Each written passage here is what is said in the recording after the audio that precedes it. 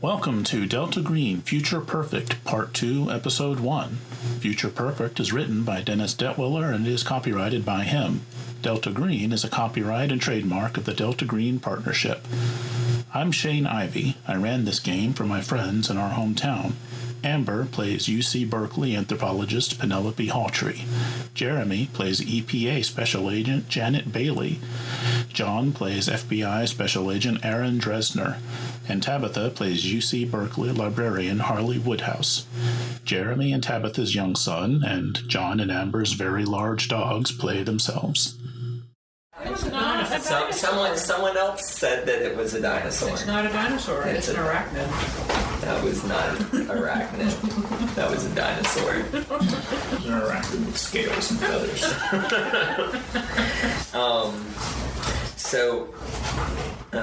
After that, we had all left. My character, Janet, she had developed a relationship with all of you because of everything that was going on. So you have relationships, but you're a little emotionally involved in them. Right. So you weren't really expecting to get calls every now and again from me, just checking up and saying how you are, but you've been getting that. And that's probably why when you saw my number on your phone this time, you actually picked up. And you weren't expecting anything. I was like... You're the only surviving members of Delta Green. Come help me. No, it would probably be something like, you have a package coming, and I probably would have overnighted some plane tickets for them to Chester, Ohio. Or you can look up on whatever the Google Maps, what the closest airport is. It's in like by the southeastern border of Ohio. Columbus, maybe. Columbus is kind of near someplace in West Virginia or whatever's east of Ohio. Pennsylvania. Closer. Yeah.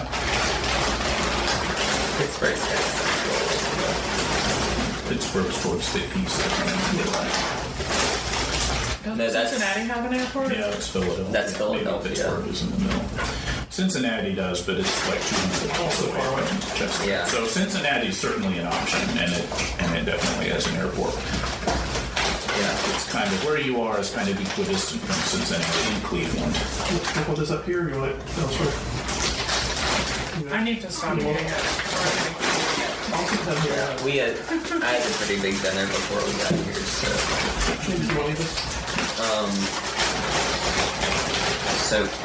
She'll probably say something like, "Hey, I'm sending you tickets to the opera in the mail. Come up as soon as you can and we can hang out beforehand." The opera. You all know what that means. So, does my FBI Delta Green contact arrange for me to get off for this or no? They can. Yeah, he can, and that's something that you can work out as well. Like, basically, tell your handler who you're bringing in, and if they're employees of the federal government, who they work for and where, and they'll pull strings. Okay, yeah, so... but for the, if the other two are academics, then that's kind of, you don't really have any authority to call them in on a task force and have them approved for it, so you'll have to make whatever arrangements you can. Use your sick days or spend some vacation days or whatever. I'm short notice for that. Yeah. I mean, I'm on assignment. Yeah. Okay, well,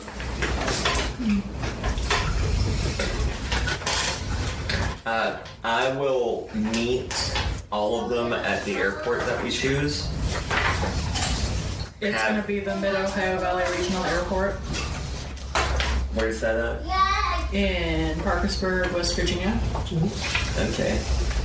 So we'll meet at that West Virginia airport, and I'll have a rental SUV. So, the two of you who are not federal agents of any stripe,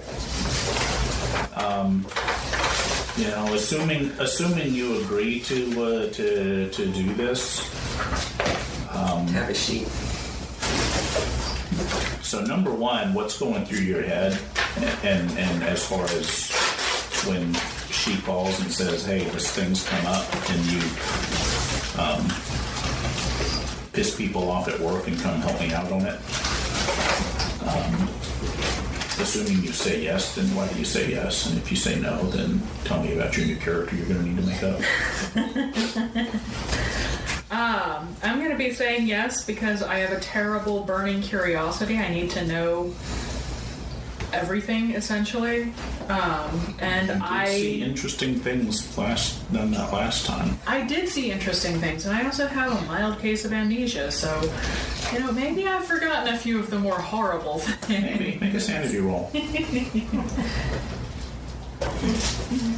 find out. What am I saying? Should have gotten these out. And I failed. You remember very few details. Like the farther you. Basically, as soon as things calmed down, you started blanking out on the details. So what you actually ran into back then, it's your brain is frustratingly keeping it away from your curiosity. Which is frustrating because I want to know. Here, you're so good. What about you? I do remember, and I during this time, I've just spent kind of pouring through books to see if I could find anything related to what I saw, what happened, and kind of, To what specifically are you researching? Time portals being. Oh yeah, there's loads of books about time portals. Well, in my research, though, I talk to crazy people. Being, a parapsychologist. If you want to tell them what you saw, they might find a lot in common with you. No, I'm not. I'm just, doing research as always. Is what I tell them. And what was the language that was on the cube? You don't remember? No, I don't know. I have no idea. Oh, I know a lot about that language. Okay. oh yeah, because you spent time studying it, didn't you? Yep. By the way, I probably would have, before I even called them, since I just noticed in this packet that. Well, that's not like in the packet. Right. It's just you guys had that from last time. Yeah. You can use it for reference. Yeah, I probably would have looked into this Douglas Shale guy and. Yeah. Well, we can do that in a minute. Anyway, yeah, I would say yes because it's one of the top two most interesting, odd, just other unexplainable things that have happened to me, and that's what I exist for. Okay. Just finding out more about that. Top Sure. Top two. Top two. What was your character's last name? That means it's number Woodhouse. 2, right? That's right. It comes in at a close. Yeah, it's a second. Yeah, that would be number 2. Yeah. Woodhouse, and what was your character's last name? Someone Hawtrey. needs to go potty. Hawtrey. So, indefinite insanities I should know about. We've got amnesia over for Woodhouse. Does anyone else have one down? I'm sorry. Fugue states. Okay. Sleep disorder, so. Nothing for the rest of them? I don't think so. I don't see one here, but I don't remember any. Yeah, I don't think you've picked one up yet. I'm Indian. Yeah. I only have the fugue states because of the background that I chose to have. Southern one here. All right. So, yeah. Okay. So you meet up And where do you take them for your secret briefing? You know what? All of our contacts and assets are in Cincinnati, so we probably would have flown to Cincinnati. Why? Because all the contacts. Because that's where all of our contact, rather than fly to West Virginia Right, and then Cincinnati. drive And then past drive the back. place where we're going to go all the way to Cincinnati. Yeah. Yeah. It's nice, kind of a hub. Airport. Okay, so we'll probably, after they get out of the airport, I'll find this little diner where we can all eat good food. Skyline chili. Yeah, Skyline chili. That's a good one. And I'll be like, okay, so Everybody enjoying your food poisoning? So it seems that our higher-ups have taken an interest into Arthur Hunt. If you remember who that was, he was the strange, eccentric man who did the hunt back in Hellbend. He apparently had a electrodynamics plant in a place called Chester, Ohio, as well, right off of That was Highway his first plant. It was his first plant. And we've been directed to check to see if, to find out what his background in Chester, Ohio was, to see if that has any relation to some crimes committed by a man named Douglas Yale from 2009 to 2011, or to a place called the New Star Crusade, right north of the electrodynamics place. What, the New Star Crusade is a church or something, or what is it? Well, In Eastern yeah, so in my prior research pop up. Sure, yeah. Do you want me to roll So first of all, Douglas Yale is most infamous, and you probably all have heard of him because he became infamous about 5 years ago as the Ohio River Killer, all those words capitalized. And basically over the course of he was like he had an accidental run-in at these Indian mounds near Chester, Ohio, with a police officer or a sheriff's deputy or somebody, and that became like really violent, and the guy got shot multiple times but still got away after attacking the police officer. And then he ran off, and so this big manhunt ensued, and over the course of the manhunt, people like disappeared left and right, and bodies were found eventually like eaten and bones gnawed clean. And eventually he was caught and arrested and imprisoned, and then while he was in prison, somehow or another he broke out, and one of the deputies that was guarding him, not in prison but like in the jail being watched, and one of the deputies that was guarding him, they obviously didn't have him under serious enough guard because the deputy disappeared and he disappeared, and then it was another few months or he was on the run.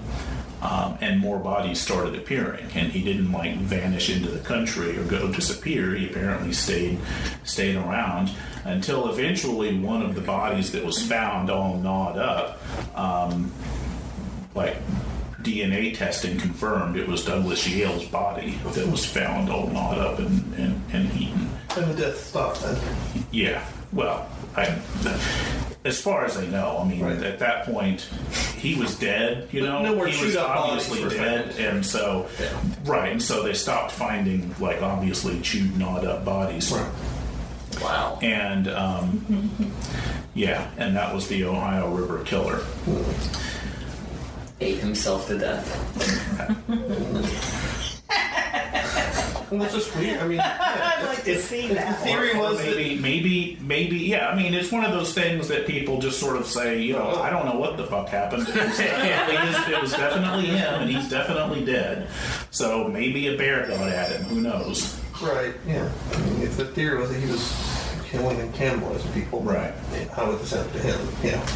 Well, He's an accomplice. Or he inspired a copycat. Right. But they didn't find, they didn't keep finding those remains. Those remains every couple of months the way they had been. Right. So okay, I'm sure we can find all that stuff with it. Right. And so and Bailey this is probably part of the briefing that Bailey gets you as you're meeting. What's the other thing? The New Star Crusade. Yeah, the New Star Crusade is a good old-fashioned cult that's based in Chester, and it's mastermind or whatever, cult leader, whatever you call him, the charismatic fellow that everybody believes in. Jim Jones. Yeah, exactly. Is if I can read this tiny handwriting or printing on the PDF, is named Danon Ignis, which is not his original name. I'm guessing. I'm sorry, could you say that? Damon Ignis? Danon. Oh, Danon Ignis is what they call him. And the New Star Crusade has adherents like all over the world thanks to the internet. There's a few, but most of them are like worldwide. It has like 6,000 people that are really into what he's up to. But he has this compound, the old family farm. He was previously named Michael Brown, but he has this old family farm that he lives on with about 50 people that adore him, and his whole shtick basically is that he's the incarnation of the original builder of the Chester mounds, and that he has to gather power and gather people to him to prepare for this apocalyptic thing that's coming that he's sort of really vague on. And essentially, they've kind of kept their noses fairly clean. Like Douglas Yale was a member of this thing, but he was kicked out. Like Danon Ignis kicked him out for being too erratic and unstable and psycho. Yeah, and that was basically he got kicked out of the New Star Crusade, and then and then started just spending all of his time living like a homeless man around the mounds, and then they ran into that police officer and went, set off the rampage that lasted months and months. So the New Star Crusade is this compound, old farm, and they. How much are you looking? Like, what angle are you looking into them initially, and how deeply? Just if there's any connection to Hunt, I would think, or somehow. Well, no, there's no connection to Hunt. It would probably be first. Like, do they have a website? Sure. And what do they say about themselves? It's like super 1990s-rific. There's like animated GIFs and stuff. Okay. Is it a GeoCities website? No, it has its own domain. But it's like one. It's just probably like newstarcrusadewebsite.net. Yeah. Or .org. They're smart enough to make it a .org. Yeah. Okay. Well, okay, and do they pop up in news articles? Yeah, from time to time. Mostly when they pop up in news articles, it's been because of launching lawsuits against the local government or the state government or the county government or the federal government for attempts to kind of, basically they sort of perceive any attempt to mess with them as infringing on infringing on religious liberties, and they have a really, really aggressive law firm. And because their charismatic leader is charismatic and he's a cult leader, he gets everybody's money.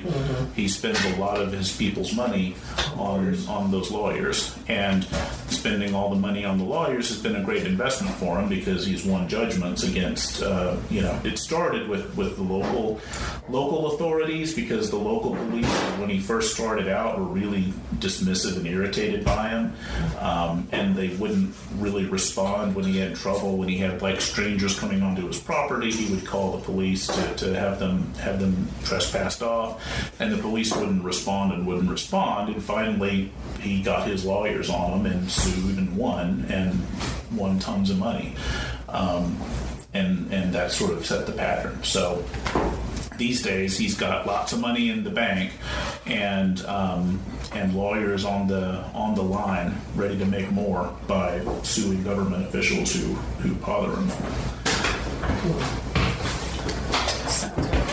Tells me that the government officials here are not going to be very happy to talk to us about it for fear of Either that or they'll be completely irritated by him and be like, sure, what do you want to know? Are you going to take this bastard out?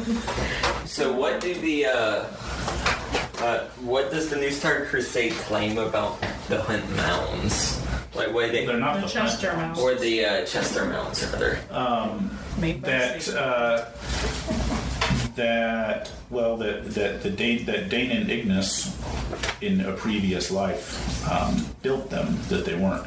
That he was like the Adena Indian mastermind who built the mounds and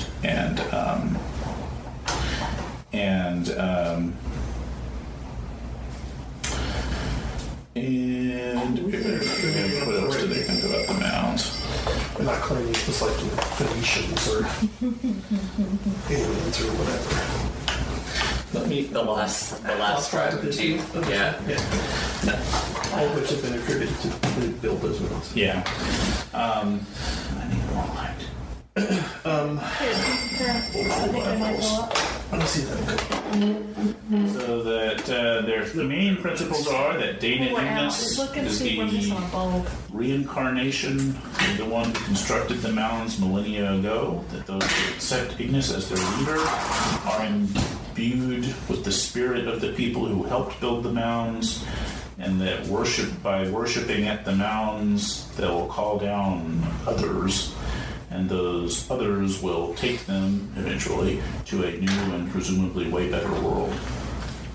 Sounds hell-bop-ish. Okay. What is Chester Mounds, does that like a state park or a national park?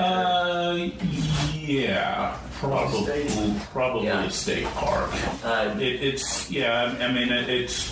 It's kind of overshadowed. It's not as famous. There's a great serpent mound that's not too far away that gets all the attention. Oh, you found one?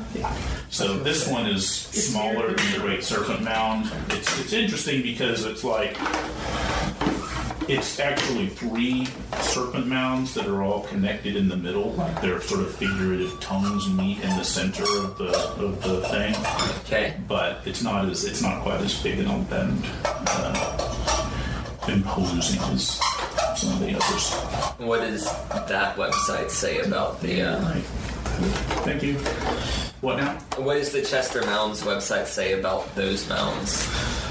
That they were, like a lot of the mounds in the area, presumably built by this sort of theoretical precursor to local Indian tribes. It's been called the Adena people, which may have been a lot of different peoples. It may have been one people with sort of a cohesive culture in the region.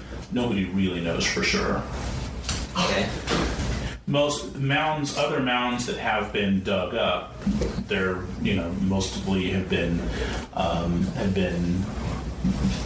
burial mounds. If you got far enough down, it has people buried with pottery and whatnot. Okay. But these mounds are in pretty good repair, and nobody's digging into them because they're sacred Indian type soil and all that. Okay. And what do I know about these two guys, Special Agent Rigoberto and Sergeant Stephen Moreno. You don't know anything I about don't know anything about them. Mm-hmm. Okay.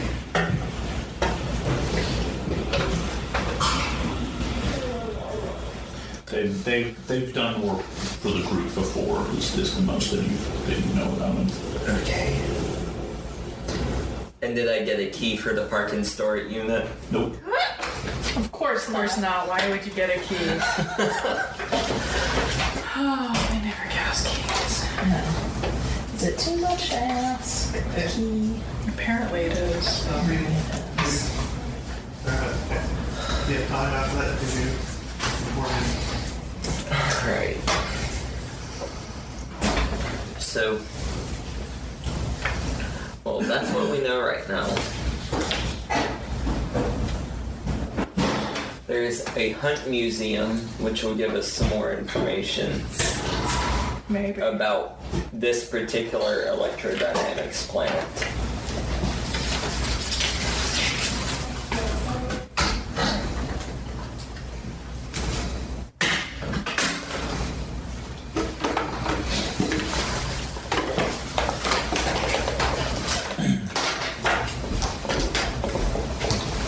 So all of the so with Douglas Yale, all of those bodies were found in the Chester, Ohio area. Yeah. The Ohio River Valley. Mm-hmm. Yeah, pretty near to this area. This area. Right. Okay. Did he cop to all those murders? When he was captured the first time? Yeah, did he... Well, was he like, yeah, it was me, or did he profess innocence at all, or... He didn't say hardly anything. No. Right. When he was in custody. Yeah. And when he got away, it was another, it was 2 years. About. No, it was he was in, hold on, let me make sure you dig it up. So he was kicked out of the group, started causing trouble in town from time to time, and then was arrested a couple of times for drunk and disorderly conduct, once for assault, and that was before he was kicked out. Even eventually, Nis tried to confine him to the farm, and he caused so much trouble that they kicked him out. And then over the next 6 months, he was seen in town from time to time, and there were rumors that he was living in an old tent in the woods somewhere, and reports that he'd been seen at the mounds at night. So on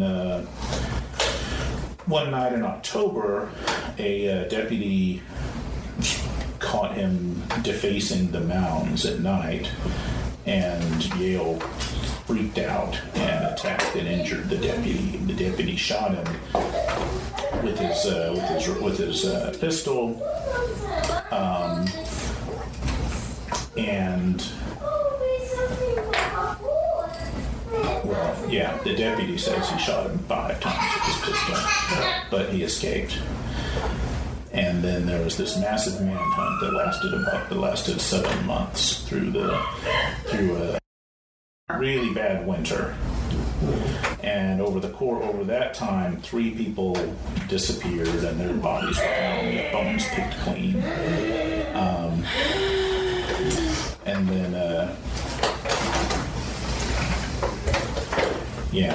and then in the summer, they caught him at the Chester Mound. On the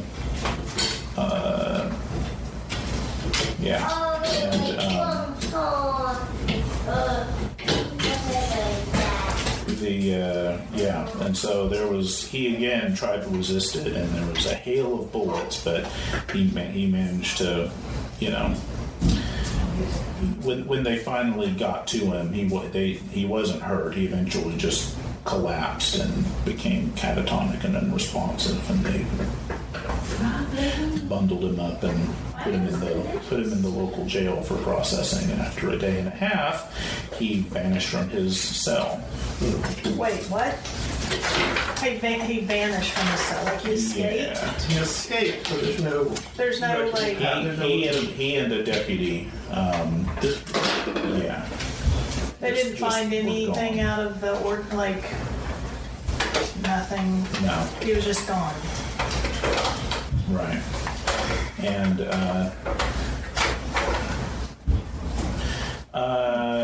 so over the next month and a half, they found the remains of 4 more people that had disappeared. including the deputy?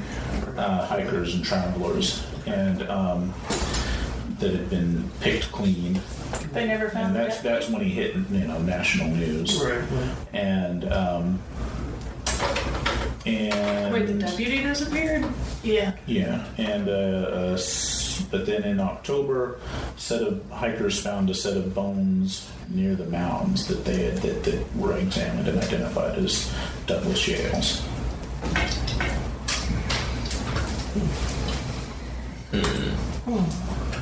So our mission is to check out Hunt's connections and issues here. Right? Yeah, and then to see if whether or not that had anything to do with Douglas Yale or to the New Star Crusade. Okay. All right. Well, I can start by trying to look into the Yale stuff since I can contact local authorities and try to get more information. I'm curious as to when they hold him in the first time, if the deputy allegedly shot him 5 times, you think he'd have 5 bullet spares? Yeah. No, I mean, he didn't. And you guys can Pretty quickly figure out that he didn't. right. So you can you can get access to, photos and stuff from back then. So we need to figure out how we're gonna- everybody just sort of assumed that the deputy who was saying that was, Shot a bunch of times in the dark and then... right. Yeah. We need to figure out how we're going to approach this thing, though. If we're going to go at it officially or unofficially. Yeah, that's a good question. If we go at it unofficially, then, we can just say, that we were interested in the story. But we won't have as many accesses to official resources like police records and things like that. But if we... Officially, then they're going to maybe start asking questions. Yeah, like, why are we looking into it after this long amount of time? We could check out the Hunt thing unofficially and then decide from there whether or not to go at Douglas Yale officially. Yeah, I think that's reasonable. Okay. So 3 things we'll investigate: Hunt, Yale, and Cult. and we need to stop by this park and store it and figure out what's in there and whether or not we need any of it. Yeah. You don't have any cheaper. You never know what useful sort of things could be in there. Everything's in there. Child's corpse. Yeah, things in there. Yeah, useful. A live blue whale. You never know. Okay. So who's doing what? Give me details. Well, we're in Cincinnati right now. So go to the storage unit. Yeah. Yeah. Dad, you don't have a really convincing photo with him. So we're all dressed casually, not looking like agents. Driving a red SUV. As Okay. much as Janet Bailey cannot look like me. Are you all armed? Armor? No armor. Well, my weapon. Jeez. My personal weapon. Where are you putting it? That's a good question. It's the advantage of those suit coats. It's true. Yeah. Compartment for the moment. Or big baggy gangster pants. I don't see him wearing big baggy gangster pants. I think you should. It's wood. Oh, Miss Really diddly.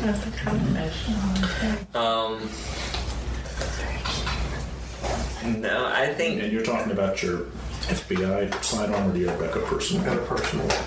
Is this registered to you officially, or is this some kind of black market special you picked up I somewhere? was going to say black market special I picked up at least since the last 2 experiences have taught me that I probably need an unregistered You've got firearm. a big fat criminology score, right? Yeah. So, yeah, that's no problem. Yeah, make a note there. You've got a... Unregistered firearm. Right.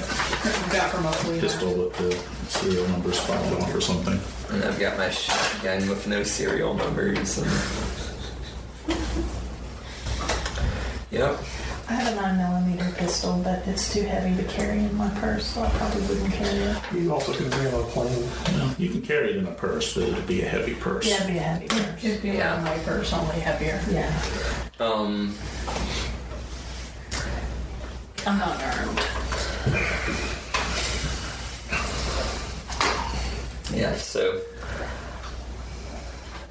Janet's not wearing body armor right now, but it's gonna be coming on soon. Okay.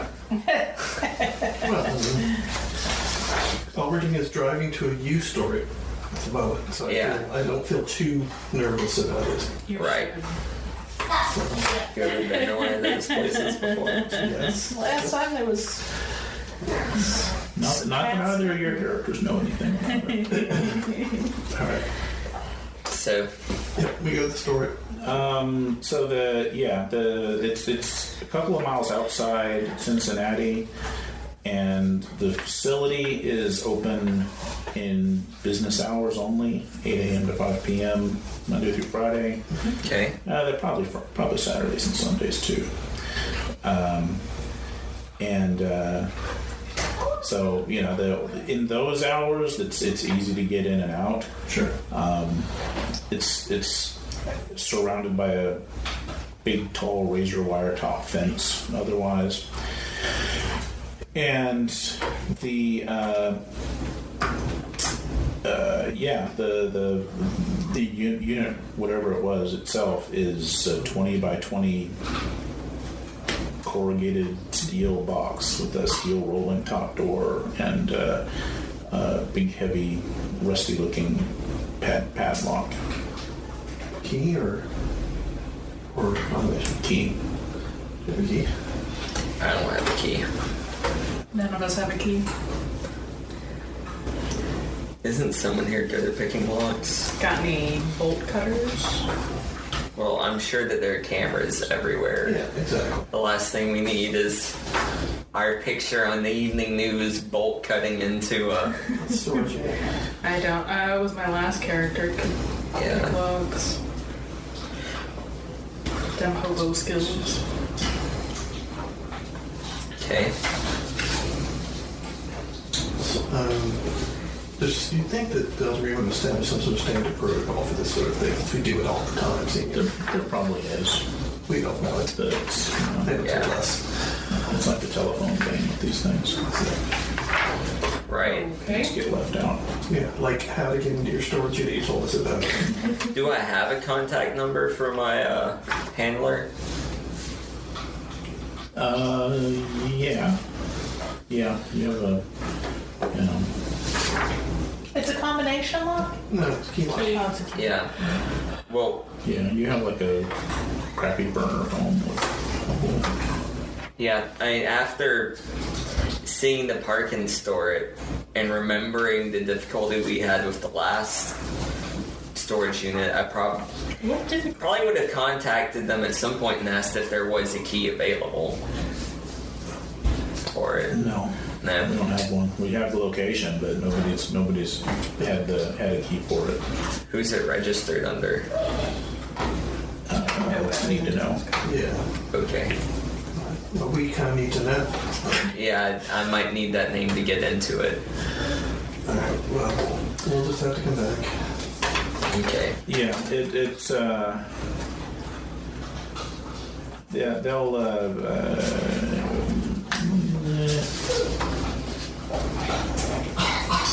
I don't know. What's your charisma? 14? And what's your bureaucracy? 60.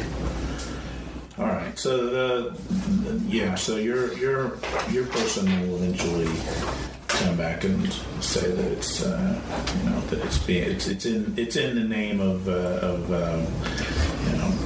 just give some kind of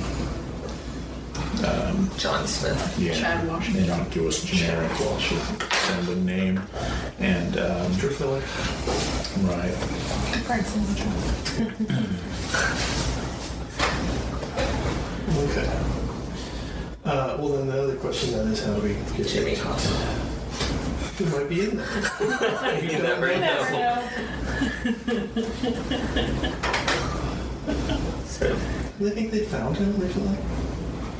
don't they think they found it like every year? It was to be found, but it turned out not to be. Yeah, the turtle. So maybe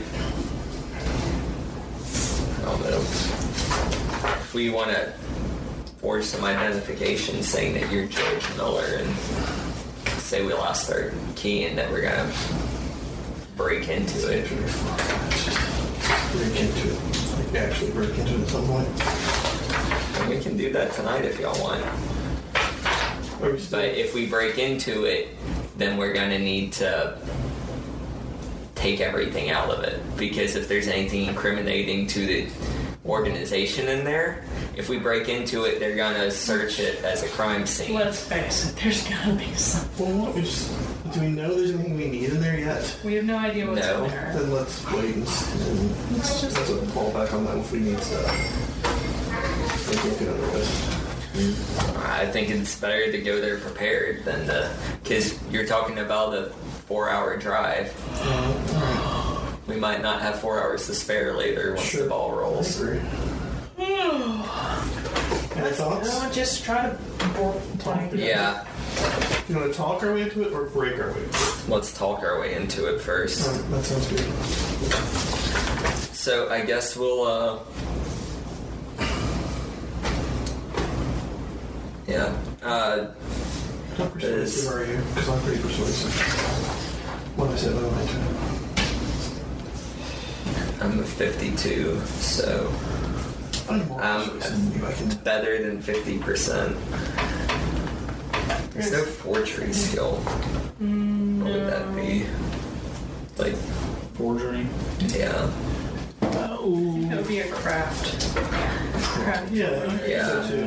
Like an art. A very special. Yeah, I think we have it listed as an art in the rule book.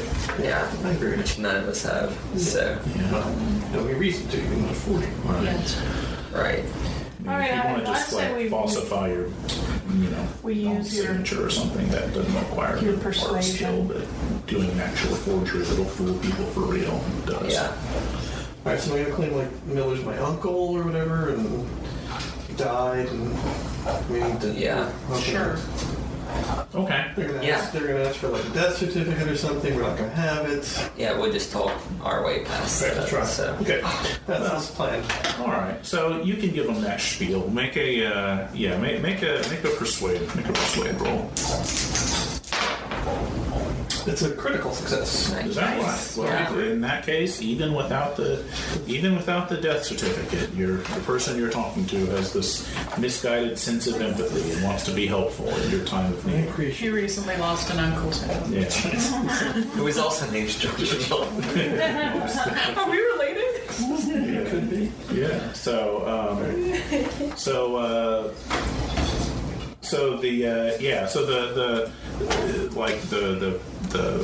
the attendant roots around and You find a duplicate key or?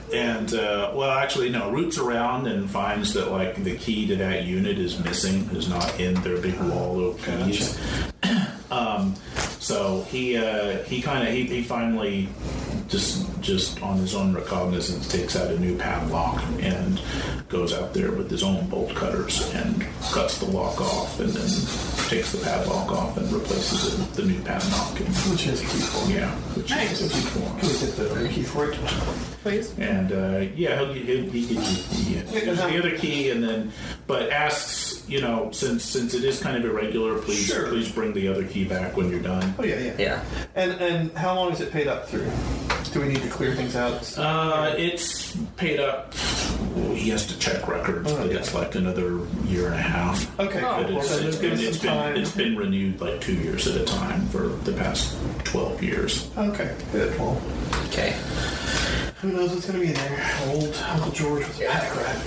Yep. All right. So after he goes away, we'll open it up and roll it up and let the stench of decay wash over us. Breathe it in, man. Yeah. No decay, just kind of dust. There's a it looks like it's jammed with the remnants of an estate, like an estate sale kind of a thing. Old tables, chairs, a disassembled bed, everything wrapped in plastic that's covered in dust. Two big paintings of different sizes, but big paintings that are each bound up carefully in yellowed muslin and wire, stowed in a corner on set up on like milk crates to keep them from the floor in case it gets wet. All right. Who here is smallest? Do you think? You wiggle back in there. I can, and I'm great at looking for stuff. Okay, good. Why don't you wiggle in there and see what else we can find of interest? We'll move some of the bigger pieces, a little path in. Move some chairs or something. So you might Yeah. you know, search around in there. I'm searching around. Okay. Yeah. I mean, you confirm all of that stuff, and none of it. None of it looks. Unless you're looking at the paintings. Well, I am going to look at the paintings and just kind of like look at the backs of them, kind of see if there's any, anything that looks unusual. If the frame is loose from the painting or anything. No. Most of the items many of the items in there are marked. Like they have little tags on them that have a fading ink with the label Pickman Wright Estate 01/12/69. Been here for a while. Yeah. And that's what's on like the furniture. That's most of the stuff. From an estate sale in 1969 Was it 19? or 1869 Or 20. or 20. Not with this stuff. You said 0120. 01/12/69. Yeah. It's been here for over 800 years. What are the paintings of? Are they remarkable in any way? Do they? So, What are they? What are they paintings of? Well, the first one is it's this sort of ancient stone tower with staggered windows that's sitting in a very bleak kind of landscape. And as you're looking at it, and you're, I don't know, what do you have? Flashlight? Yeah. yeah, and we got the gate up too, so there's daylight. Yeah. You find yourself drawn to the birds that are circling the tower in the painting, and make a. How long are you looking at it? Because it's sort of the more you look, the more interesting it gets. Probably I'm going to continue to look at it just to see. Sure, it's interesting. Yeah.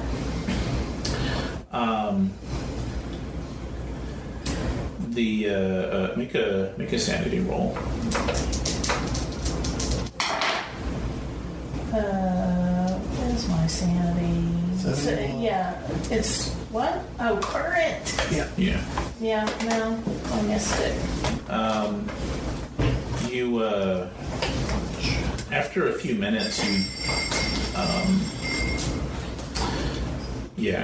minutes, you can hear them calling their crows.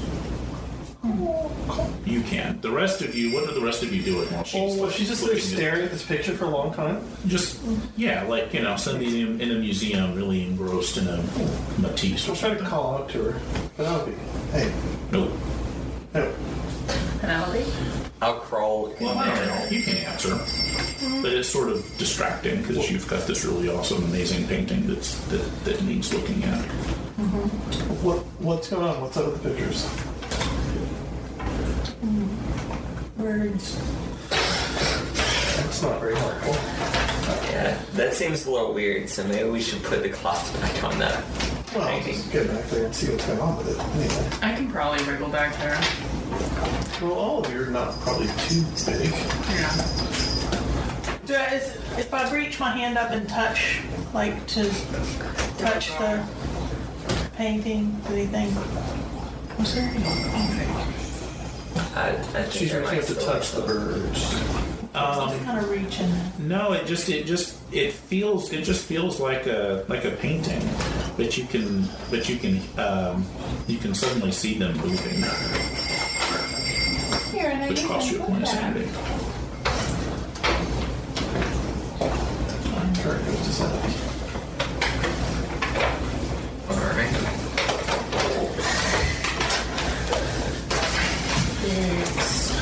All right, am I okay? All right, I'm gonna realize that that's really weird, and I want to know. Is anybody else back there with me? I'm gonna call out for somebody to come back there. I want to know if they can see it, but I'm gonna still keep looking.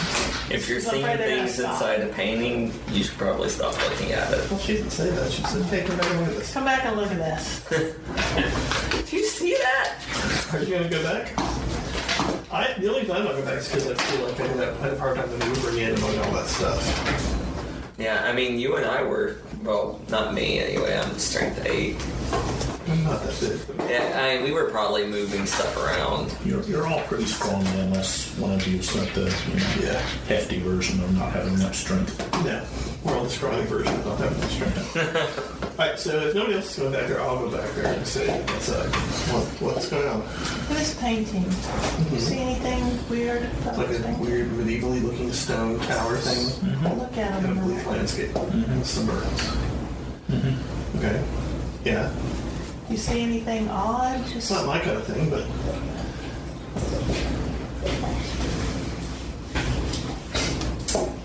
no. I mean, what particular details sticking out for this? I thought it was odd. Just the birds look a little odd. But I don't want to seem crazy, so I'm not going to say it out loud. Okay. I mean, you're talking with a incredibly fake British accent all the time. We already think you're crazy. It's an actual thing. It's a real fake British accent.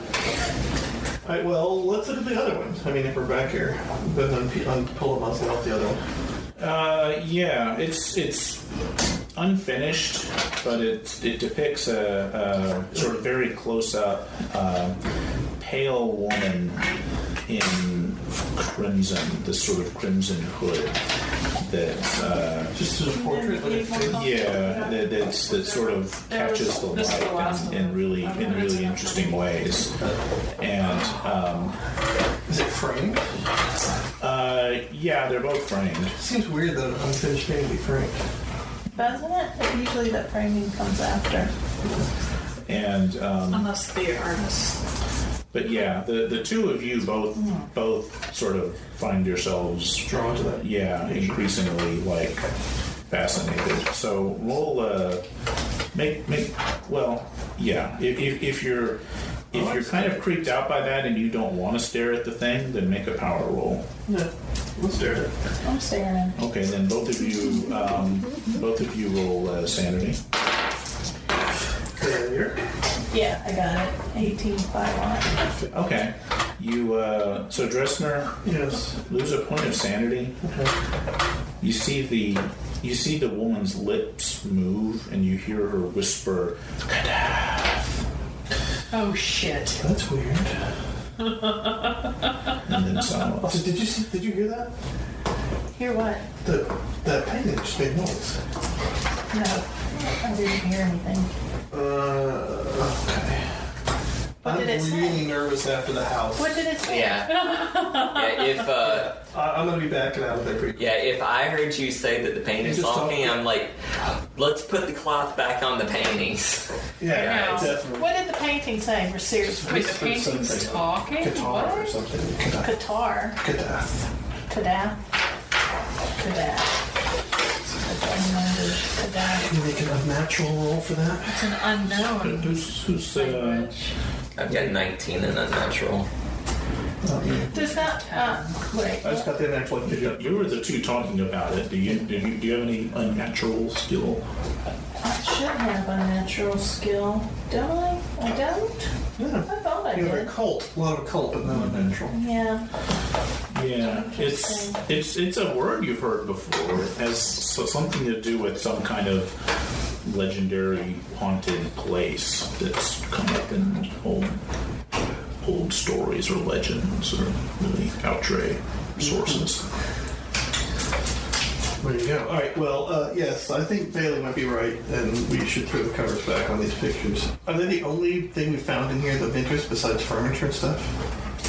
Mm-hmm. Like the furniture, anything weird pieces of furniture, like the weird Polynesian thing we found before? No.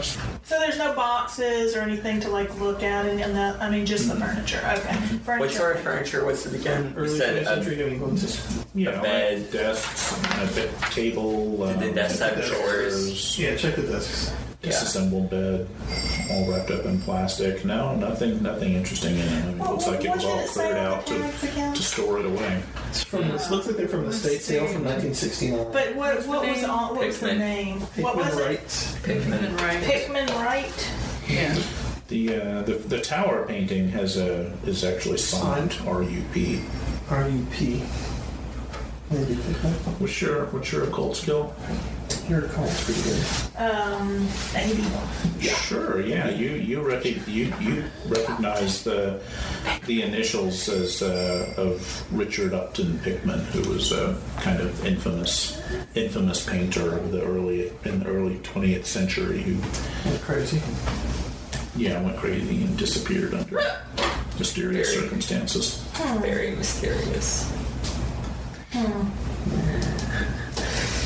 I'm wondering where all of this stuff He did a came lot from. of sort of grotesque, That weird sort of Why would it be here? surrealist kind of stuff. Why would it I mean, not surrealist, But This more creepy, macabre. this isn't necessarily for us. These sorts of I know you're pretty new to the group, but sometimes whenever the group has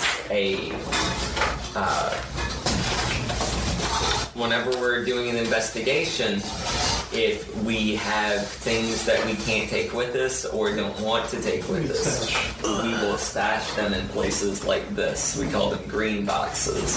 And that's so that if there is another group later on that comes through, they can have an access to some supplies.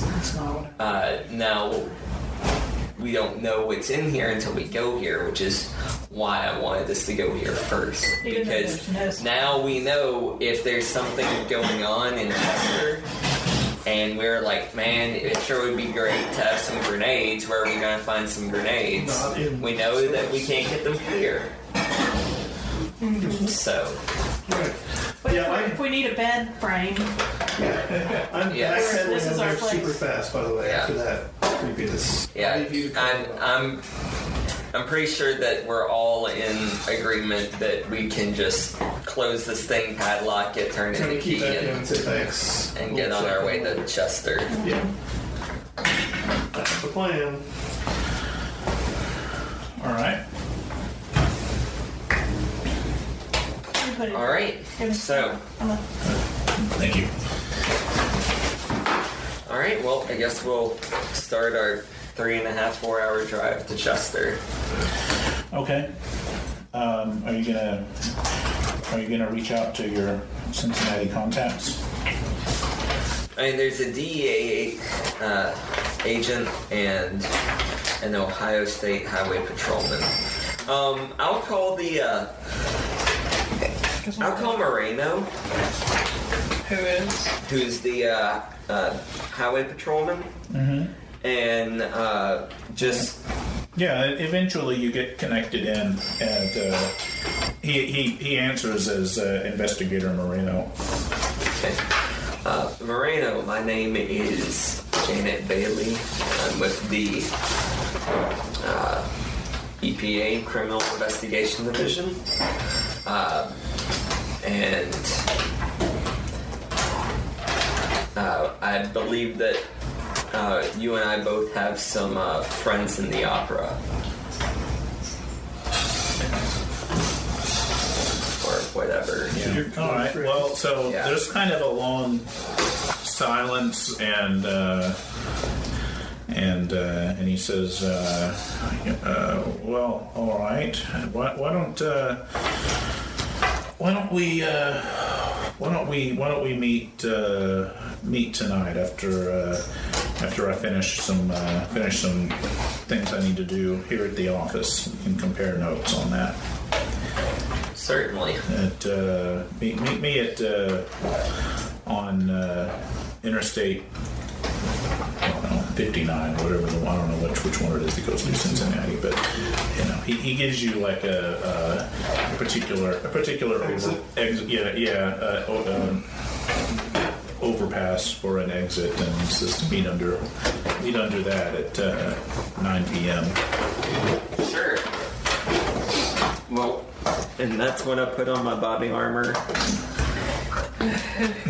Okay. Yeah. Yeah. All right.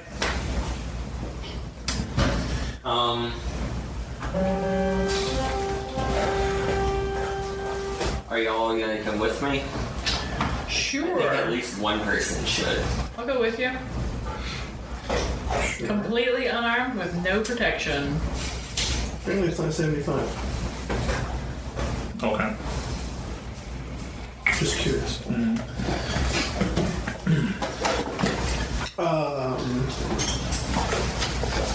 This will be what I'll be doing all the sort of Google basic searches on this cauldron and stuff too, Yeah. while waiting. Sure. So I guess we're Okay. not driving down till tomorrow morning. I guess. Yeah, I'm gonna get him. I'll go with you because I'm more. Is there anything that y'all want to do before we meet with this guy? Well, no, you guys can meet. Well, while you guys are off to meet this guy, you can drop us like a public library or something where you can get Internet internet access. access somewhat anonymously. And I will use my computer, some of its abilities to try to keep a screen connected to whatever searches we're doing. Okay. Yeah, that's fine. Then, all right. So when you meet Sergeant Moreno, he's he's tall, kind of burly. He's in plain clothes and business suit basically. Mm-hmm. And when he pulls up, he actually makes a couple of passes through before he pulls over and stops and gets out to meet with you. He looks kind of he looks wary. That's what he looks. I don't blame him.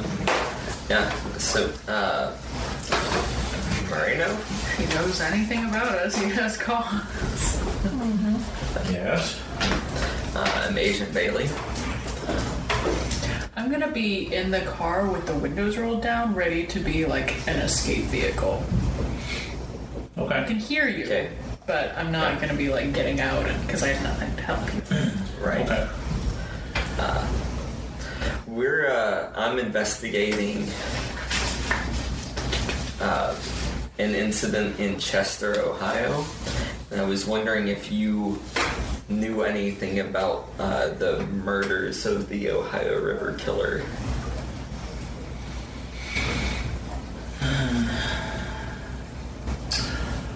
Well, we not much. No, I don't think much more than you're going to find out. Looking through FBI files. I went down there with a couple of other people at the group's request a couple of years ago to see if there was any kind of weirdness to it, or pin down what weirdness there was to it, but we didn't dig up anything. The I mean, it was certainly strange, but we couldn't figure out what the strangeness was. Did you have a chance to look at the gnawed bones? We saw some of the remains. Yeah. They were invariably in bad enough shape that we couldn't get much detail out of them. They didn't look particularly like a human mouth had chewed them up, but then again, they probably wouldn't. The marks that the forensics people took off of it didn't make much sense and didn't say anything conclusive.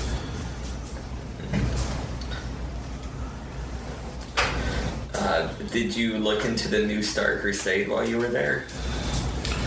We looked into it since Yale had come from them. We didn't dig too deeply. What did you find out about them? Nothing to speak of. They're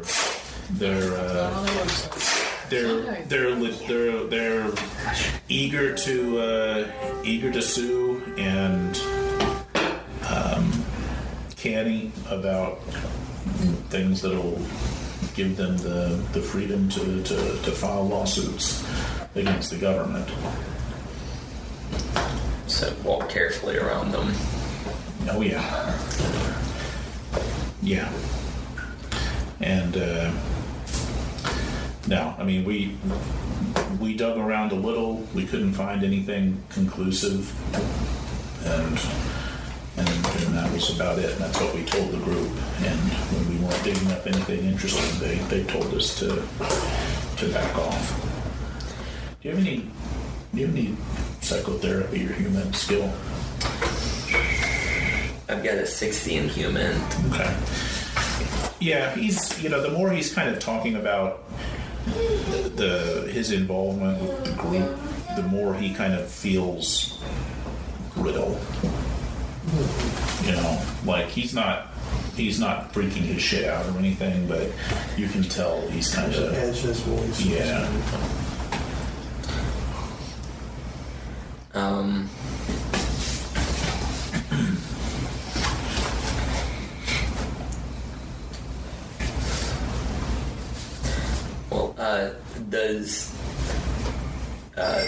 Do you know anything about an Arthur Hunt? We knew he was he was a big shot in Chester way back when. There's a big statue of him in the middle of town. What about an artist named Pickman? Statue in the middle of town. No.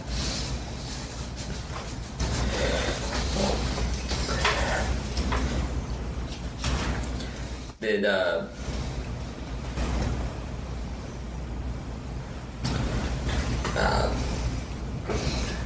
are you all right?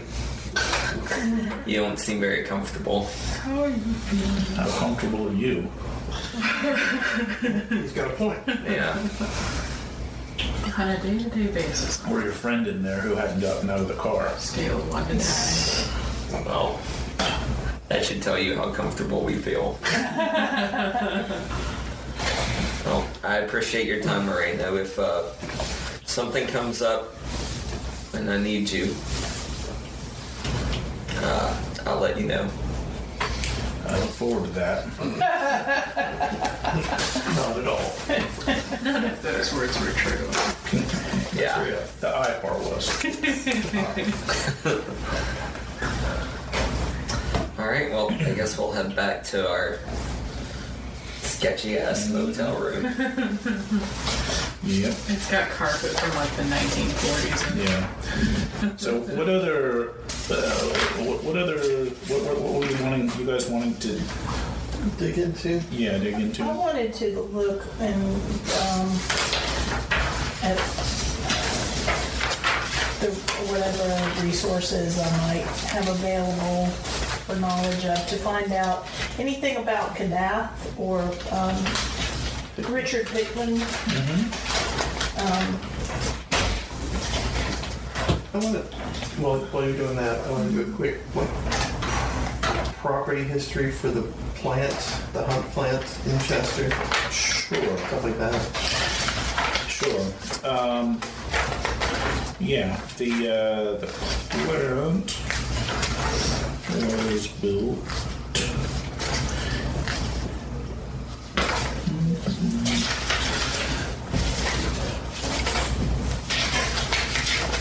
Find out whether it imploded too.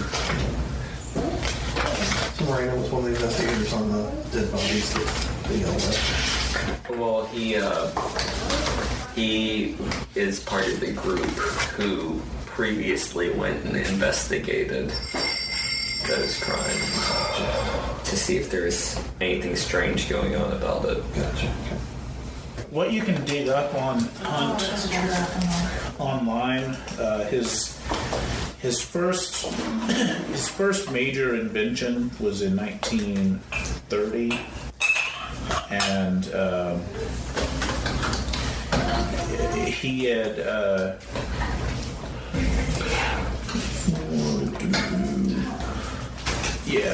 he actually founded his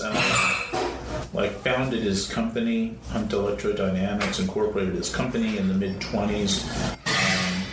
His first major invention was 1930, and that's when he within a year or two is when he opened the plant in Chester. Before that, he had basically just doing everything himself and sending designs out and licensing small components firms to build them. So he had contracts with Westinghouse and Consolidated Edison to do his manufacturing. But after with the Hunt Mark I resistor was such a hit that he realized he could make a lot more money building it in-house if he put the investment into creating his own plant. Was the resistor like a sudden leap in technology? It was kind of revolutionary. Yeah. I mean, it was one of those things where it kind of like nobody had cracked that nut before, and so as soon as he did, then of course everybody else instantly did their best to rip him off. But but when he first came out, that it was unique and innovative. Yeah, it was a big deal. I mean, there are a lot of those around. Yeah, but they happen all the time. But that was it. But the plant it employed it sort of grew and pretty soon became the largest employer, and in 1940, at the end of the 40s, he had started building his California plant. So in 1940 he moved to California, and then, of course, in 1952, the California plant was destroyed, and he died. Yeah, and the Hunt Museum was built after that. Here, right? Just to kind of celebrate their most famous person who's been gone for years. So, Ohio is not really known for being hot or dry. Mm-hmm. Yeah, that's weird. Pretty much the opposite. I mean, they have hot summers, but they don't last very long. So, he kept things incredibly hot for his... Yeah. So does that mean that something happened to him in between? There, you find a few photos. There are a few pictures on the internet of Arthur Hunt from different things, and basically they all, in the plant as he was building it, a promotional thing or whatever. Yeah, I bet you see him a lot of that sort of, he's invariably kind of impassively staring at the camera. But he doesn't have those goggles on.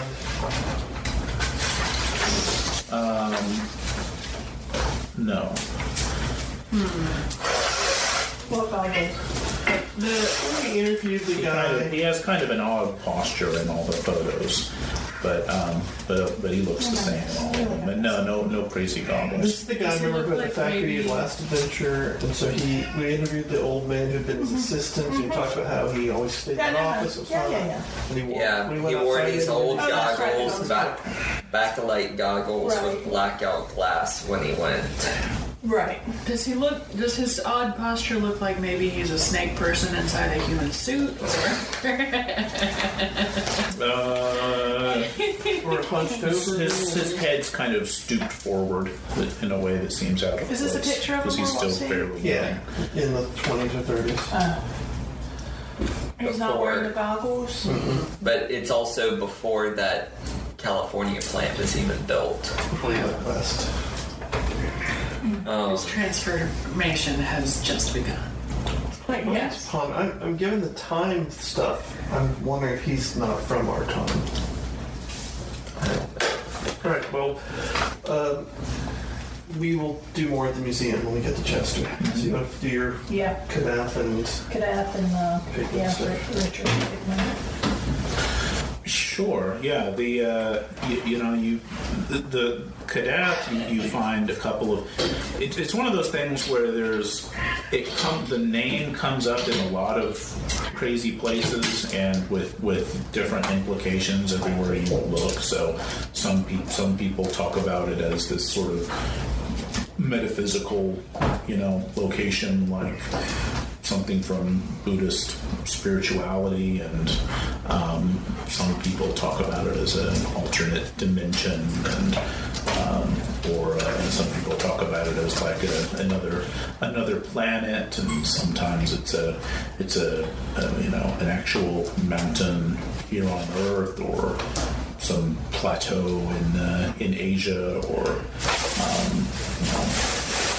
there's it's referenced in crazy conspiracy theories about Nazi bases in Antarctica, and it just sort of runs the gamut.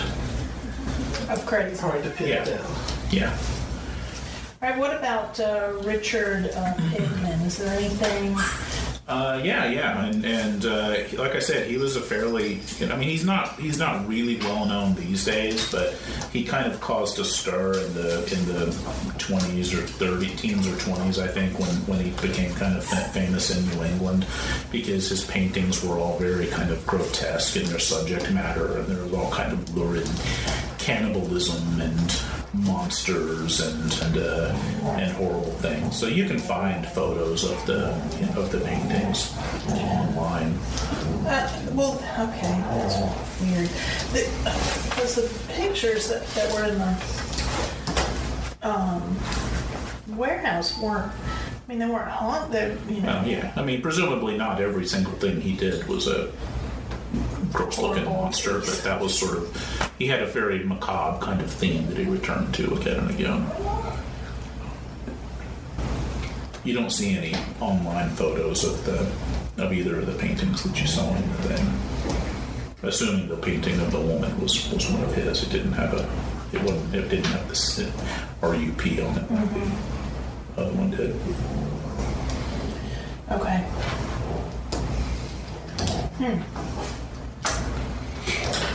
Okay. So, the next morning, Yeah, we'll drive down. setting out. Yeah. Right. See, I think that's awesome. Are you all carpooling? Yeah, we're gonna just take the one. More Richard Upton Pigman. Is that like people making up inspired by Pigman. Yeah. I think it's pretty cool. I'd have it in my bathroom. I'm surprised you don't. Yeah. So you wind up getting to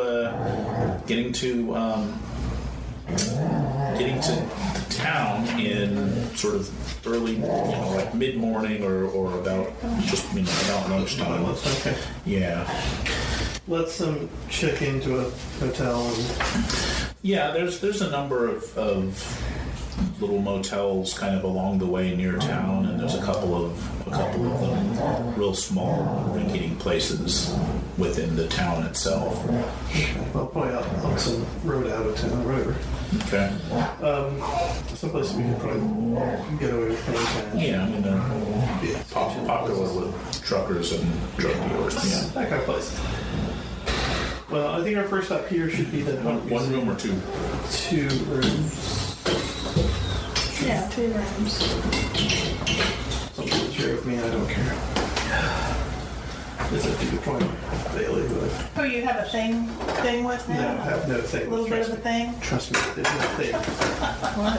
Who I has a want as thing? little to do with anything to do with this as possible. Bailey and Dressner. I have problems in my marriage life.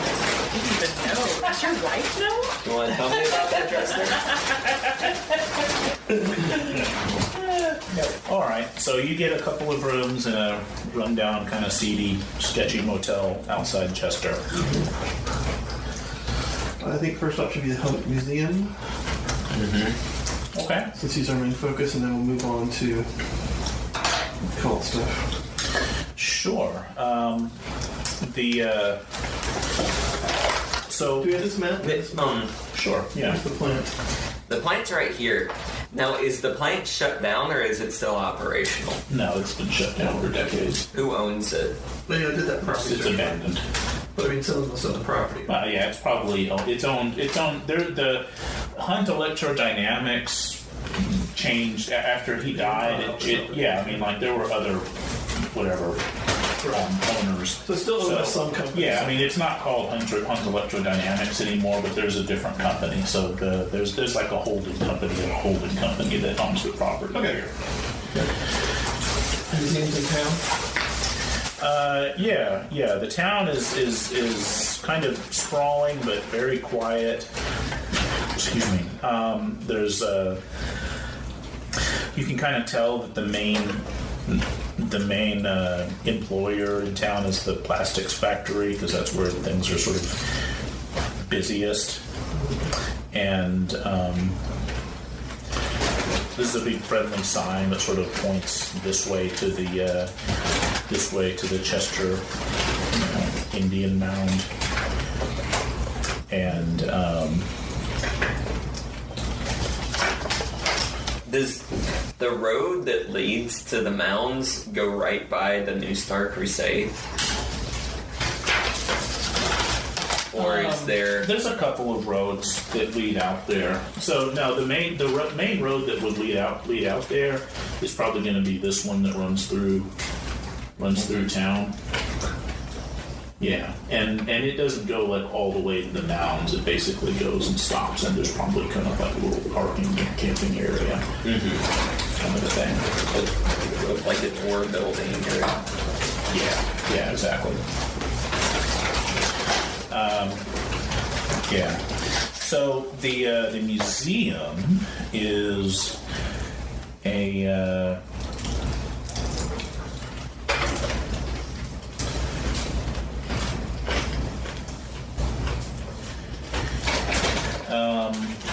the museum is it's what is it? It's about 2,200 square feet. It's very quiet, kind of a little run down. Like it's being kept up, but not really aggressively. It hasn't completely gone to seed, but it could stand. It looks like it's not funded very well. So it's not updated for a while. Yeah, really. And so when you get there, it's about midday, and so there's as you pull up, there's a woman in her 50s who's just coming out of the front door and locking it, and she kind of looks over and quizzically, as you get out of your car. I'll hop out and go over and say, are you closing up for lunch for the museum? Yeah, that's right. Did you come for the museum? We did, but we can come back after lunch. We need to get some lunch ourselves probably too. We've been on the road for a little bit, so. Oh, sure. Is there a good place in town you suggest? Oh yeah, just why don't you go around the corner about 2 blocks to the arcade and tell Kirk that I recommended the steak sandwiches. Sure, you are. Married or I'm married. I want some steak sandwich right now. All right, well, that sounds good. So she says, "Well, I'll be back at 1, and I look forward to meeting you." Good. All right, so we'll like to do lunch. And have steak sandwiches. Mm-hmm. Probably as good as she said. Yeah, there you go. Yeah, you're all fairly cosmopolitan, so Do they taste kind of like... the degree to which they're really good kind of depends on how friendly and generous of spirit you are. Exactly. How high we set the bar? Actually, I think I probably are not like pretty bland American food, so I'm gonna go very pretty good. No, I'm paid a librarian salary, so I'm used to ramen.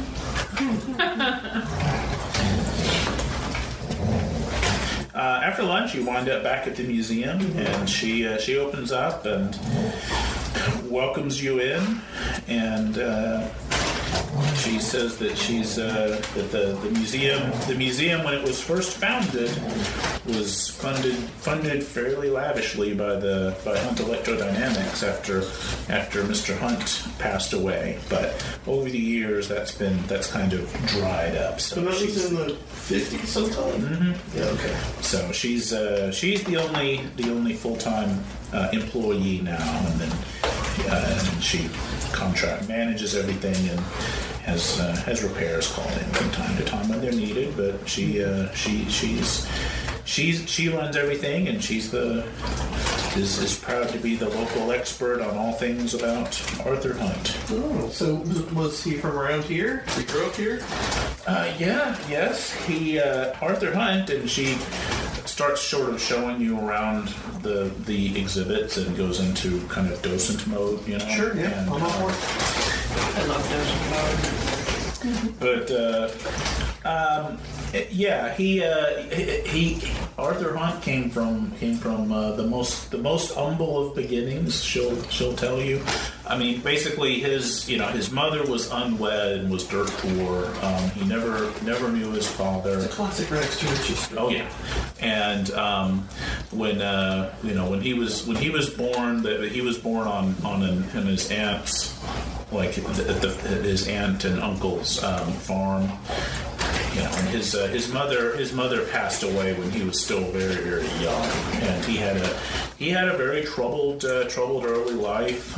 He was in and out of school and in and out of trouble, and from everything that that people said about him who knew him at the time, everyone just regarded him as kind of a ne'er-do-well, and he didn't seem to have any. He spent most of his time drinking, even from a very young age, and didn't seemed to have many aspirations in life, and was as he got older was in and out of trouble with the law, and but a turning point seemed to come in whatever year it was, 1923, I think, or 22. He befriended a fellow named Saucy Jack, who nobody knows what his nickname was. Saucy Jack. Yeah, what his full name was, but he was an Indian of some kind, and so the two of them went around drinking and getting into trouble together. They had a falling out, and then Hunt was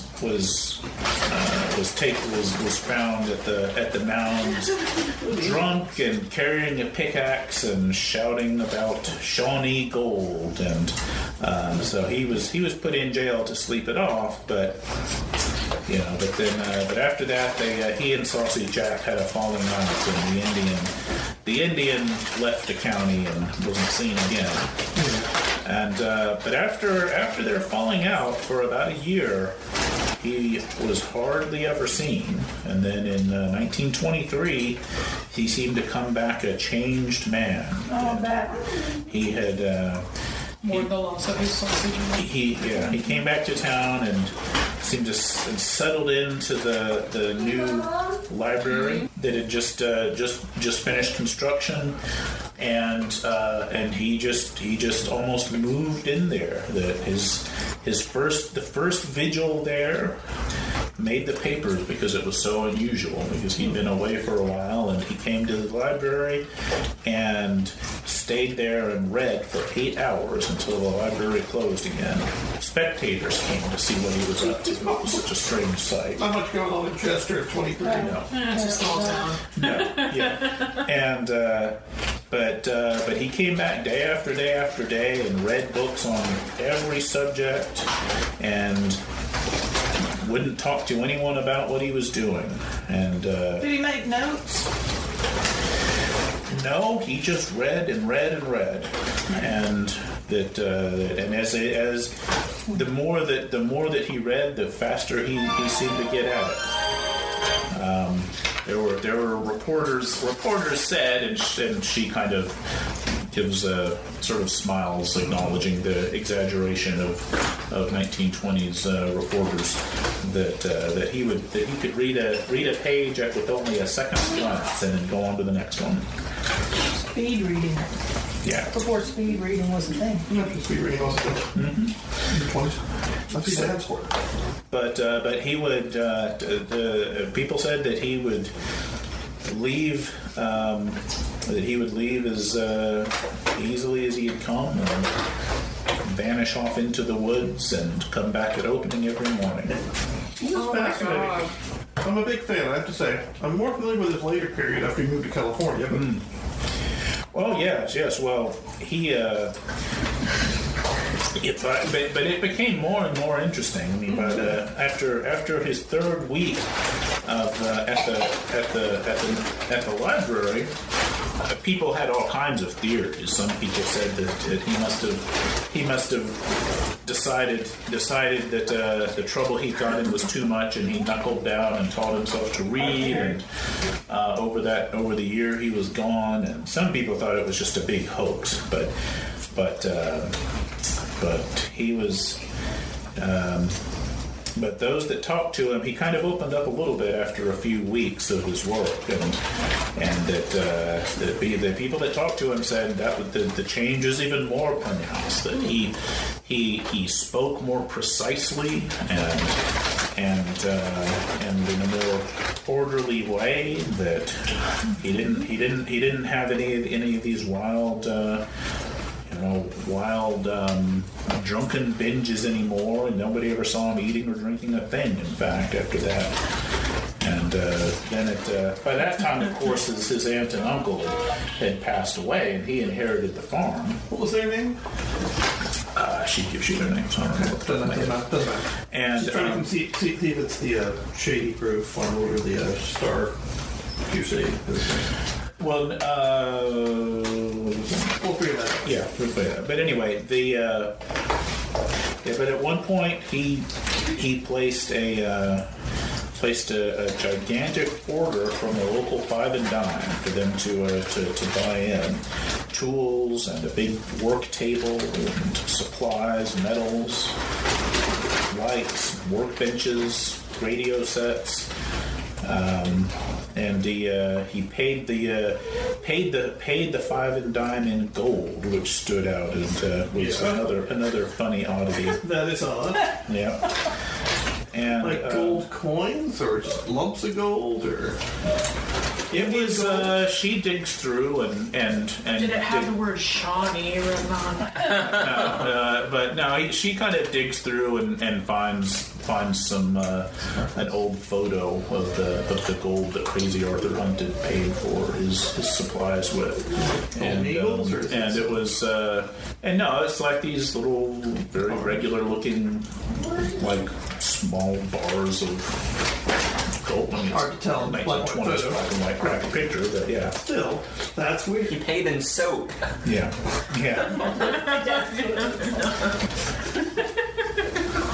he rebuilt the farm, which had kind of gone to ruin over the last few years, and installed electric lights there, and hired a farmhand to help keep track of everything and keep maintain things, and he's set to work, and he had found his calling.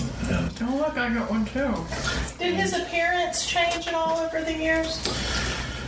oh no! And as you're going, there's lots of photos, and she says, and that's another funny thing. He plainly had was living right. I mean, you can look at these early photos, and as you're he's you could tell he just it's like looking at the photos, it's almost like he must not have hardly aged at all over those years. And as you're looking at the photos, like he doesn't age a day. Clearly. Right. Like it takes kind of, a certain perspective to even tell yourself that he's just sort of, it just looks like he's not aging much. No, he's not aging at all, literally. And, but yeah, she has, in the museum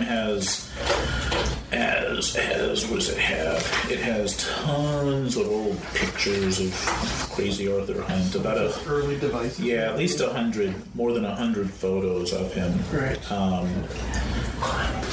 So the photos, there's about a little over, about a third of them are different Hunt electrodynamics promotional photos that all show Hunt kind of standing in front of constructions, places, facilities that his company built over the years around the U.S., including the one at Hellbend before it opened. And they're about half of the pictures, a little more than half of the pictures are from Chester, Ohio, between from the 20s into the early 40s. Yeah. Are there any? I'm sorry. Go ahead. Well, I was just going to say, and in all, it's sort of like every photo he seems to have in out of those, or the Chester photos, and even the Hunt electrodynamics photos, he just sort of has the same look of bored detachment. That was what my question was going to be. Like, if I've really studied the photos, would there be anything that stood out like that would be subtle to, Yeah, if you're just not looking all of them together.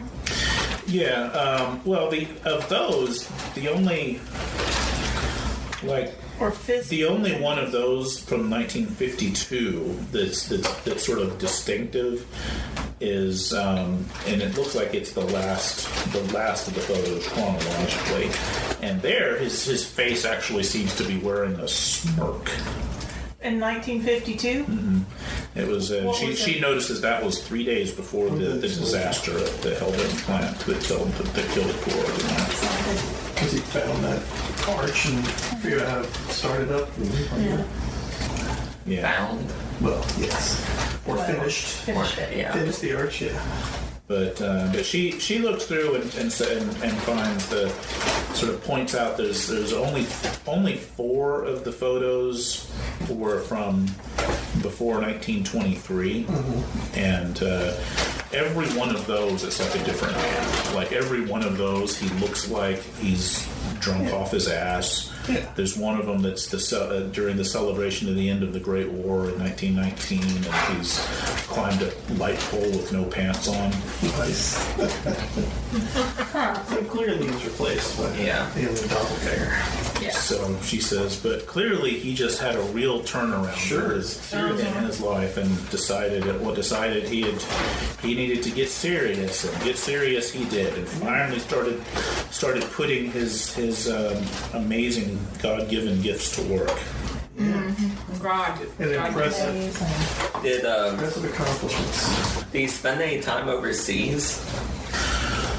Oh yes, yes, of course. He traveled to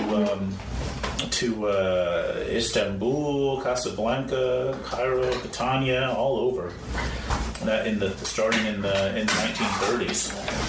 Once he started really bringing in money, he used it to travel everywhere, all around the world.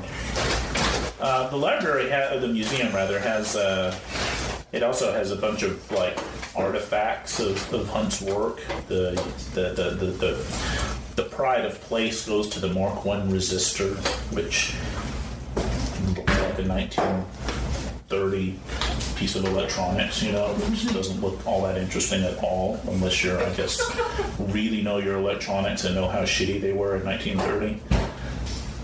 And a lot of them are like that, but there's one that catches your eye there, Bailey, is there's a set of tools on display that it's just titled Hunt's Tool Set. Miters and saws and die cutting tools and hammers and chisels and weird looking stained, very aged looking metal funnel that really doesn't look like it belongs there. Because it has a label that says organ extractor. Well, I'll ask her about that. I'd be like, what's this weird funnel thing? Well, I don't know, and I have no idea. Yeah, this is. I think it may have been a device that he was working on, and that never went anywhere. But she says it's actually two cones that she puts on gloves and goes into the little display and sort of takes the one off the other. But there's two cones. You open on both ends. Both of them are open on both ends.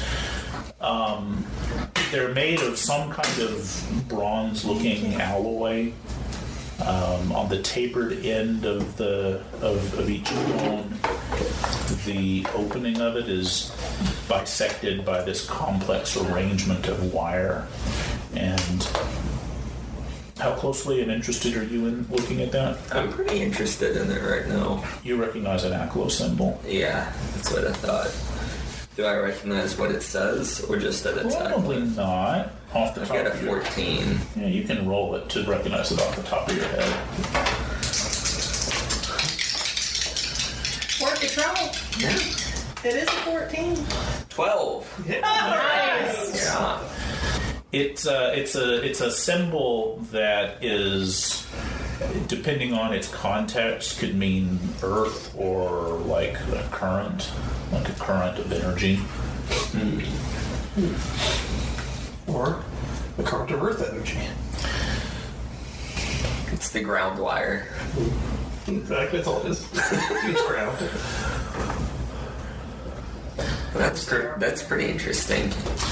Yeah, it's like so many things that Mr. Hunt did. He left us without any clear clues as to what he had in mind here.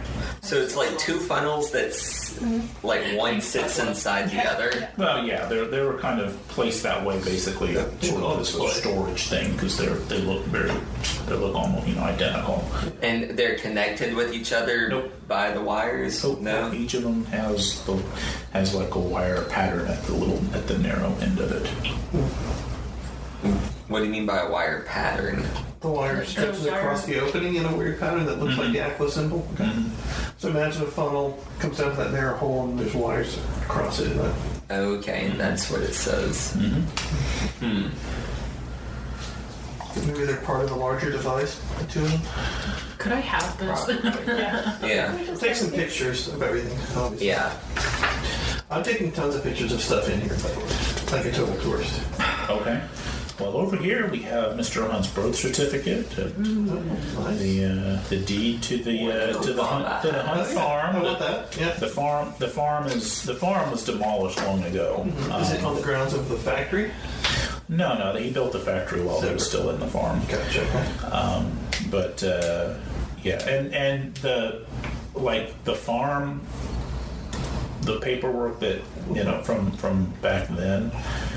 It's a signature of somebody who hardly ever wrote a thing in his life. I mean, it's just the sort of childish sort of scroll.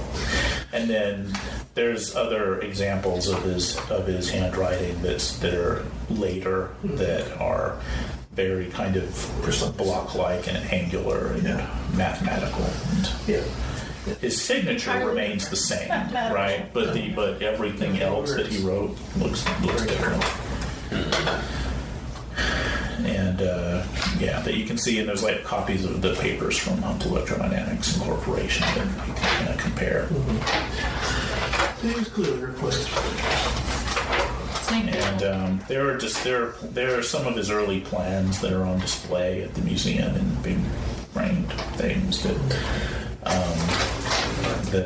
have Aklo characters in place of the normal lettering. And the plaque says that he invented this code to thwart attempts at theft and fraud. Mm-hmm. Sure, that's what. Well, let's definitely take pictures of those. Yeah, I'm taking pictures of everything here, basically.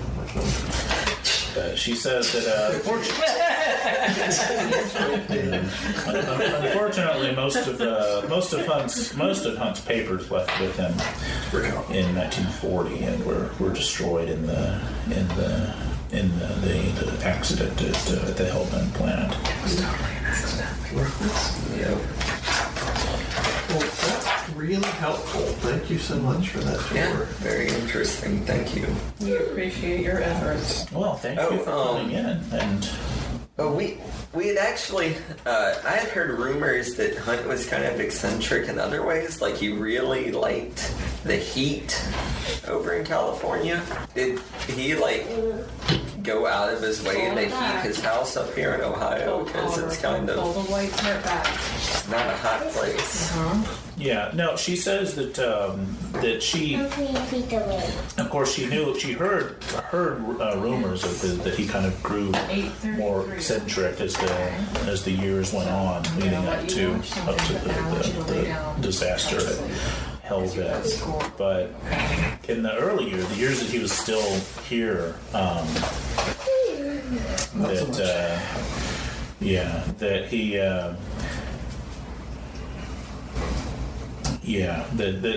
she says that his handyman here in town said that he had he reported that Hunt would eat only vegetables and had a terror of blood, which I can only imagine must have come up after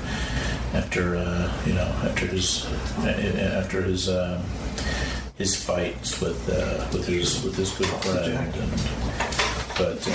And he kind of became more. He started here in Chester. He started wearing tinted glasses more and more. Because Netflix doesn't have to work. But he doesn't have any of those in the photos. No, and in those days he wore those mostly only when his handyman Mestemacher was around. Is the handyman still around town, or have you become old now? I guess. Is that family still around? But they have some stories. No, he died. He died in years ago, old age. You can watch one episode. He says, I had the good luck to speak to him at some length about his years with Mr. Hunt, though. Good. I'm sure he did have some stories to tell. Bring it back. Anything crazy, weird? Go out the other gate so you can open it. Yeah, I don't like the saying crazy or. Well, no, of course not. No, but eccentric. He's an inventor and a genius. Come here, I'll help. Yes, well, he was. It sounds like he was hard to work for. Alan Mestemacher says that he said that that while Oliver, close it all the way. Mr. Hunt was in town, he was very kind of quiet and introverted and went out of his way to avoid people. That on the farm he had a temper that Alan said he would just shout at him endlessly for the slightest mistakes. Oh, sounds very familiar. Doesn't it? Did Alan say why he didn't go with them to California? Well, his family was all local. Tired of being yelled at, I imagine. I know I would. And he frankly he found religion in about 1941 and where was it? And became kind of he came to be more and more convinced that Mr. Hunt was something terrible. Maybe he honestly thought he was a devil from hell, the way this temper was. Right, it was the temper. It was the temper that convinced him. About the temperature. Well, that's interesting. Well, thanks again. We may learned in town for a few days. So. Well, how did you hear about Mr. Hunt? Oh, I'm just interested in obscure inventors. We had gone on a vacation to Death Valley and came across the old Hunt electrodynamics plant there, and there was a museum there, and we thought that Mr. Hunt was a pretty interesting character. And see the birthplace. Yeah. Sure. Well, that's terrific. Well, thank you so much for coming. Well, I'll make a donation. Okay. James. Even happier. Yeah. Are there books about his life? So you found the old deed for the Marron house, right? We should go to figure out in some histories of But the museum doesn't have. Can you get an authorized biography? No, I mean she says that she's been working on one for a long time, sort of puttering at it here and there. That she hopes to have finished soon. But that's where she's put all of her notes about from our interviews with Alan and other old employees. So that's fascinating. Hope you finish it. Well, thanks. We'll look for a copy when it comes out. Thank you so much. We could say we have a book publisher friend. If you want to give us a copy of the manuscript, we'd be happy. The only copy of the manuscript. If you wanted to, and everything you have in the cloud. Yes. Just go ahead and give us your brain while we'll put it in the jar. We got a picture of the deed of the farm. I'm trying to locate it.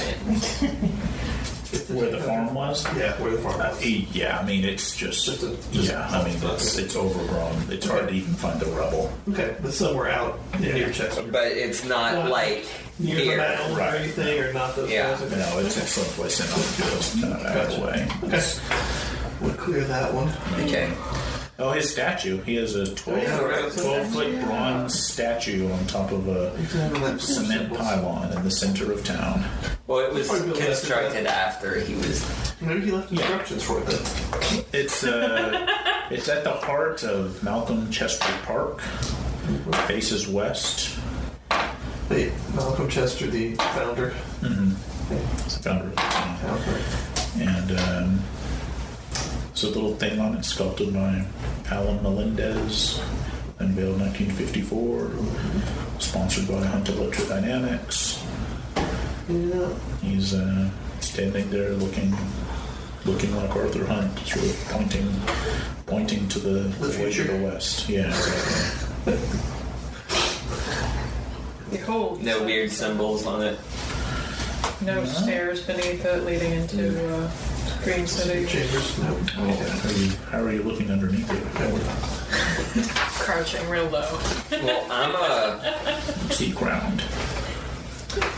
let's take your camera to the local print shop and print off the photos that had the symbols. That way I can study them. Yeah, see if there's anything particular there we need to know. You can do that.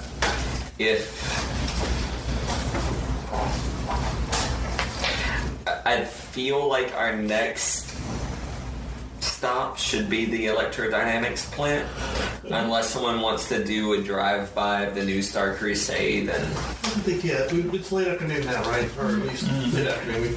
Or go check out the Chester Mounds while while I'm studying all of this, there's no reason other people can't go and check out the mounds, find out what there is to know there. Sure. Yeah. I'd be willing to go check out the mounds. See if there's any more There's probably nod bones that no one's found, or become nod bones that no one will find for a while. We run off those copies, I think everyone else is going to go check out the Chester Mounds. Yeah, we're going to go to the mounds. While I study the ACLO. the ACLO, see if there's anything there worth knowing. Okay. I'm sure it's just going to be random designs or whatever, but you never know. Her pantry had something about it. Well, you confirmed the It had rotted clean. symbol, the meanings of it. It's like you don't. You can't really pin down a particular whatever imputation out of it. But his designs are all littered with little ACLO symbols. All right. So we took a drive out to the mound after through the pictures of his other blueprints and things. There's some consistency with other designs that were where that symbol was used to indicate a connection, between two parts. Okay. That had to send signals back and forth. transmitter thing. We might need to. So the mounds are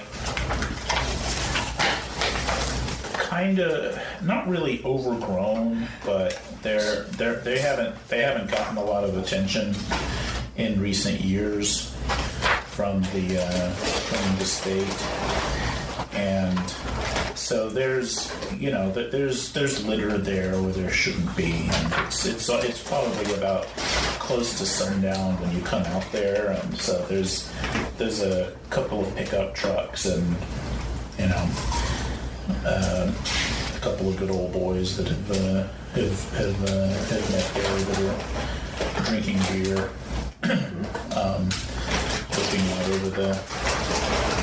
looking out over the mounds. There's the mounds are I think it was about 650 feet across all told, and so they look like kind of long sloping ridges that kind of meet together in the middle. Are they actually connect, or is there like a space in the center? No, they actually they look like sort of stylized snakes, and with tongues poking out that connect in the middle. Heads and tongues connected. Yeah.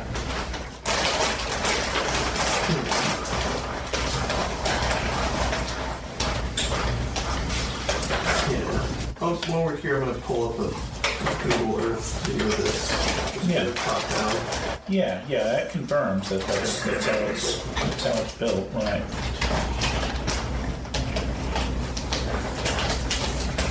Okay. Anything weird? Anything in the interpretive stuff that makes it stand out, or anything? No. No. I mean, it's fairly well known.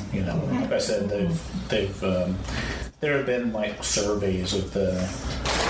Surveys of the excavations? No excavations. But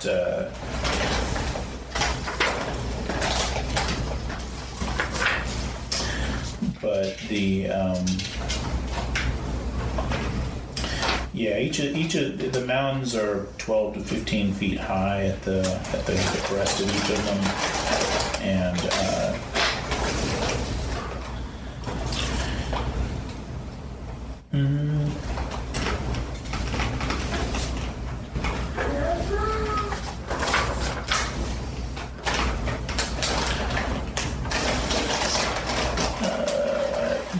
there's so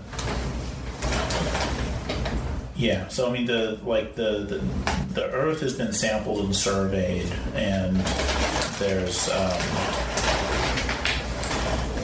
and records taken over the years.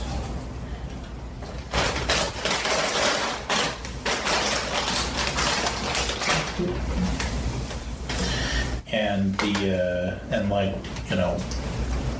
whatever sonar surveys or LiDAR or whatever they use to, what do they call it? That Ground GPS. Yeah, ground. Right. That's picked up a number of like what look like mummified remains or statues or something inside, and but that's as much as see that.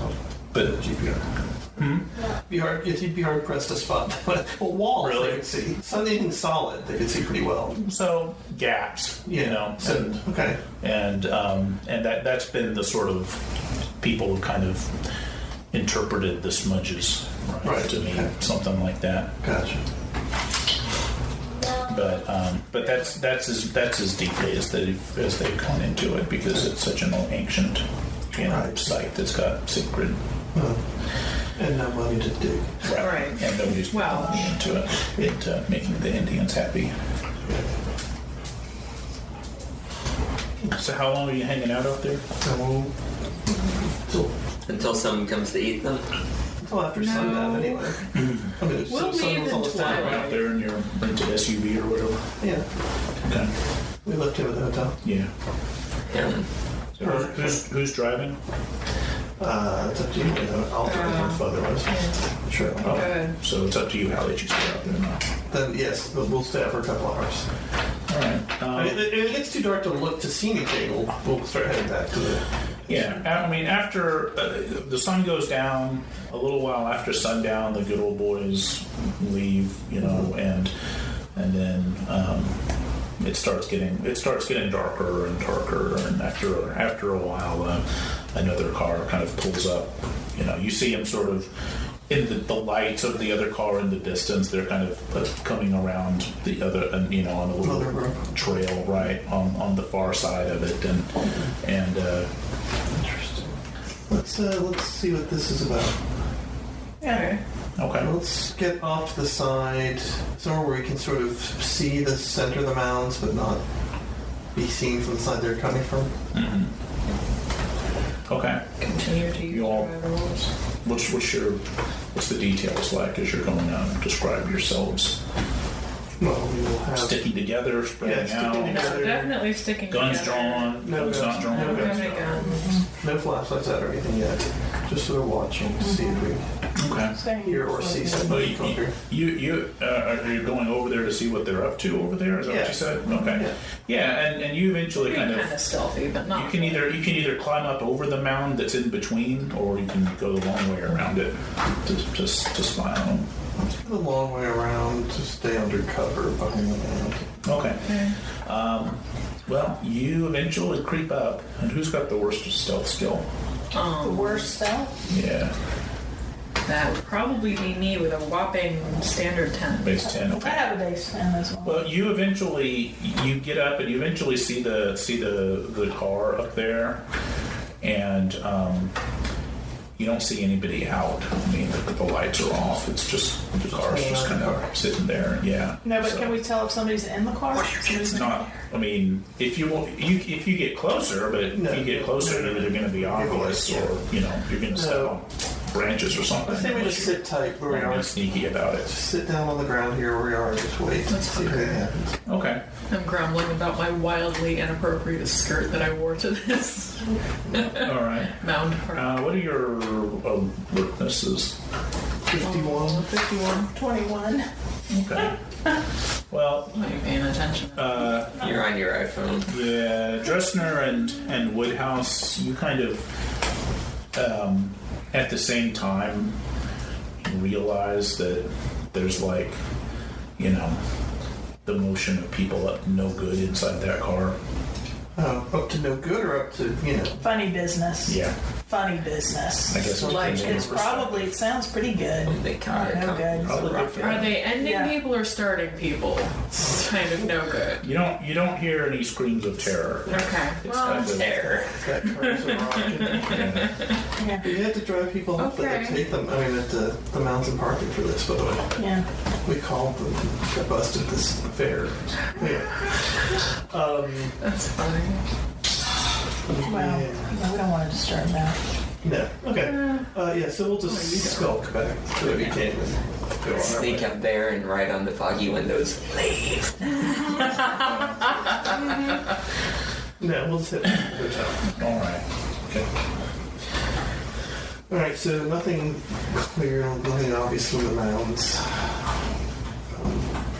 We didn't find any people.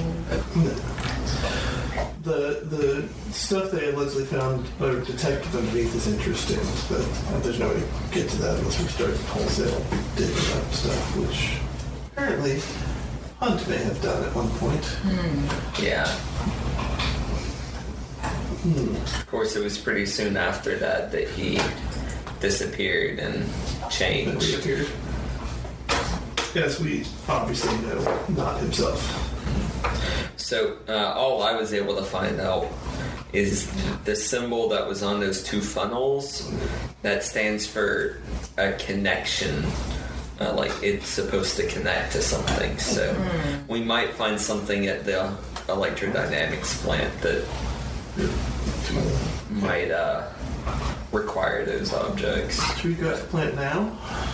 Let's sleep. And it's nighttime.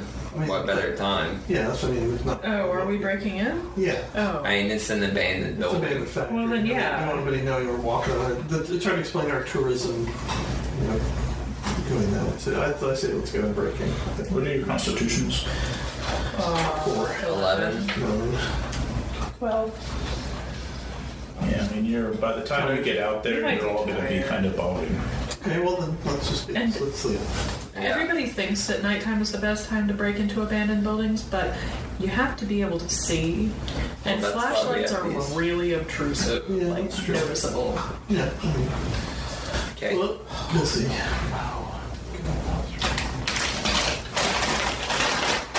All right, so we're going to sleep. Yes. Sure. Okay. Yeah. Most of you. I don't know. What percent of us? Some of us are developing a disappointingly high tolerance to ambient. Oh no, I'm not sleeping. No? Okay. No. You know that Looks like one of those was an 8-sided die, wasn't it? Wait. It was, but it was the It's a- percentage. yeah, not- it's Depends what's on it. something. Well, roll another d10, because if it comes up 9, it'll be even more fun. Oh gosh. Nope. 97. Just to sit with it. All right. So roll, drop a d6 willpower points there, Hawtrey. 6. All right. So bring your current willpower down by that much, and you're gonna be exhausted today at a big penalty to most things. What, a minus 10? 8. Minus 20 if it counts. Minus 20. Come here. You stayed up all night. That's horrible. Yeah. Okay. Well, Who am I with? yeah. Okay, so the gear that we have is the Ford Explorer, rope, lanterns. What is Justin sleeping? Right there you A go. t-shirt and boxers. People are going to talk. Who's gonna Who's gonna talk? talk? Exactly. You two? Might be talking about I'm you gonna two. talk. All of you. Then we can talk about you two. I got it. So next morning, 21st century. Is it? Yeah. We don't know that for sure here. so next morning, Yes. what do you do? We got rope, lanterns, shovels. Wait, do we buy these on the way here? Yeah, like I was in the middle of writing this list, and then we went to the. I stopped because we were going to go to the gear place and So or the we parking could have bought store. the shit in there. Yeah, I was planning on picking all of this up on the way to here from Cincinnati. Okay, that's fine. Okay. So shovels, work gloves, cart, Rope, got rope. Yeah. flashlights, chloroform. I got lanterns for. Can you get it one more? You can get the ingredients. Cart. Quick line. Never know. Caves. Let's buy these at different places. Yeah, Spread the purchases around. yeah. Because that all does. Duct tape. People have seen Some of that. y'all might have seen enough Breaking Bad. Exactly. to know People what kind see of- Breaking what kind Bad of now. arrows to get. Exactly. Sure you get the particular kind of plastic. Alright. So I got the rope, lantern, shovels, work gloves. We got 4 lanterns, 2 shovels, 2 pairs of work gloves, a tarp, Our standard quick lime. bolt cutter. We need bleach and triclosan Duct tape. hand sanitizer. Seriously, you never know what you need. Duct tape. Duct tape. Duct tape's always useful. Do you know it's actually spelled with a T? Yes. Duct Yes. tape. How did you not know? Although, there is a brand called duct tape. Just assume it's for taping ducks up. Ducks are They're noisy. Ducks are kinky. what are they doing all after the Kinky ducks. And kinky ducks is the phrase for duck. So we got the quick lime, bolt cutters, duct tape. Anything else anyone wants to add on there? We've all got our weapons, right? Let's get snacks. Bottled water. Oh yeah, water. Get some abomination We popcorn. get 2 cases of bottled water with 24 pack. Jesus. Never know. True. We should just get those camels, you know, those water, what are they called? Water camels, whatever. Camelbacks. Yeah, go there. Okay. Backpacks that carry water. Yeah. Camelbacks. Yeah. Alright, well, let's go break and enter. Let's go out to the old manufactory. We can't pull the car somewhere that's not visible from the street. The back way, as it were.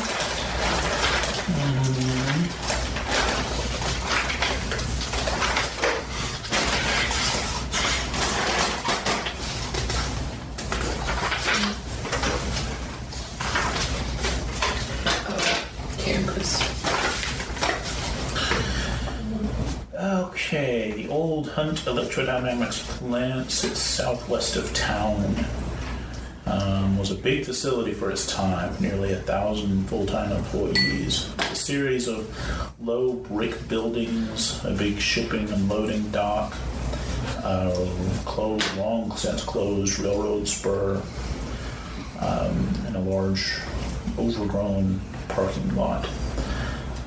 There's a big sign still in place. It's kind of pockmarked, but the ruins are overgrown with vines and weeds and rust, and every window you see has been broken. You can tell the roofs of many of the buildings have collapsed. Okay. And there's a big, like, razor wire topped fence surrounding the entire site. And so there's a padlocked gate on the door on the road proper with there's frequent danger, no trespassing signs. So, Do we have a story if we get caught? We're looking for our dog. Okay. It's not a good story. It's a story. Just off the top of my head, if you got something better. we're ghost hunters. We're photographers. There we go. I did buy us some film cameras, by the way, because our phones do have digital cameras, but digital cameras failed us last time. That's So, a good point. Very good so point. film cameras might.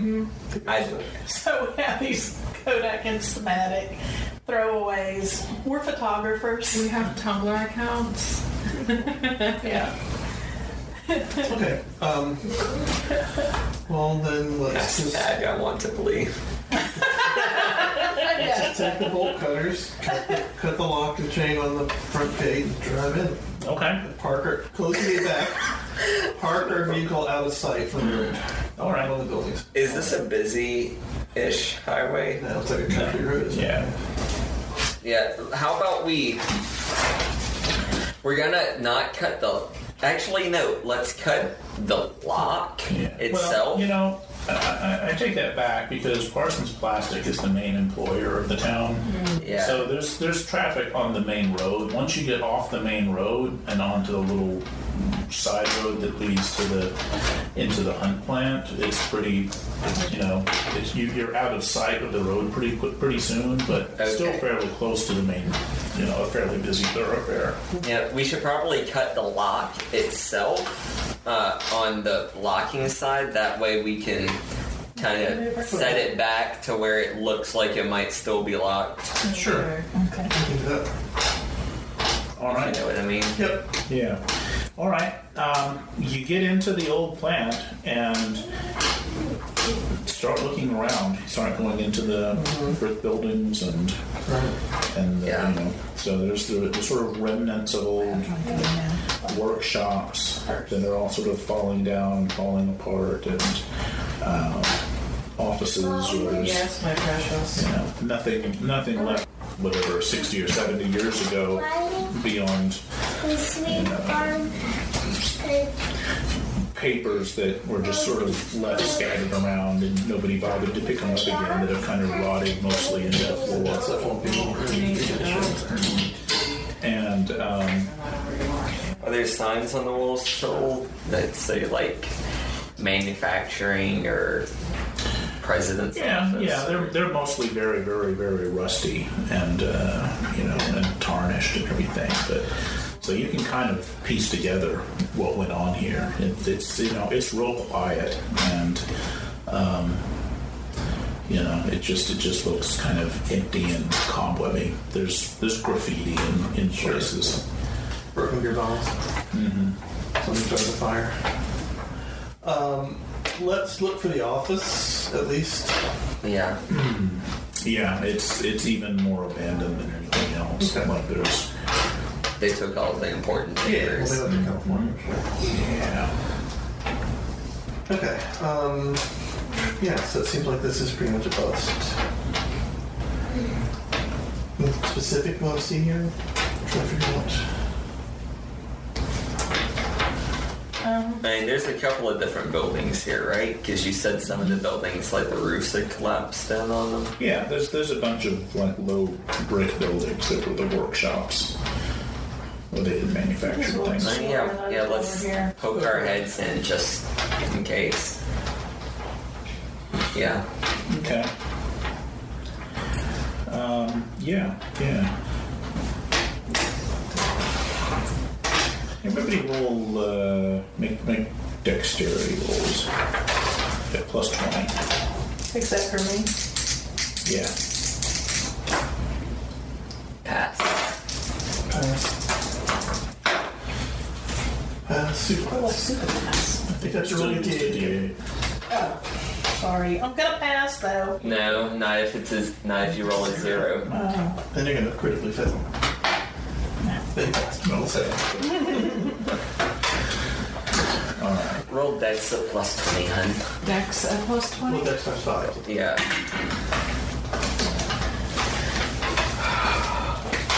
Dex plus 20 times 5. Okay. Everyone passes.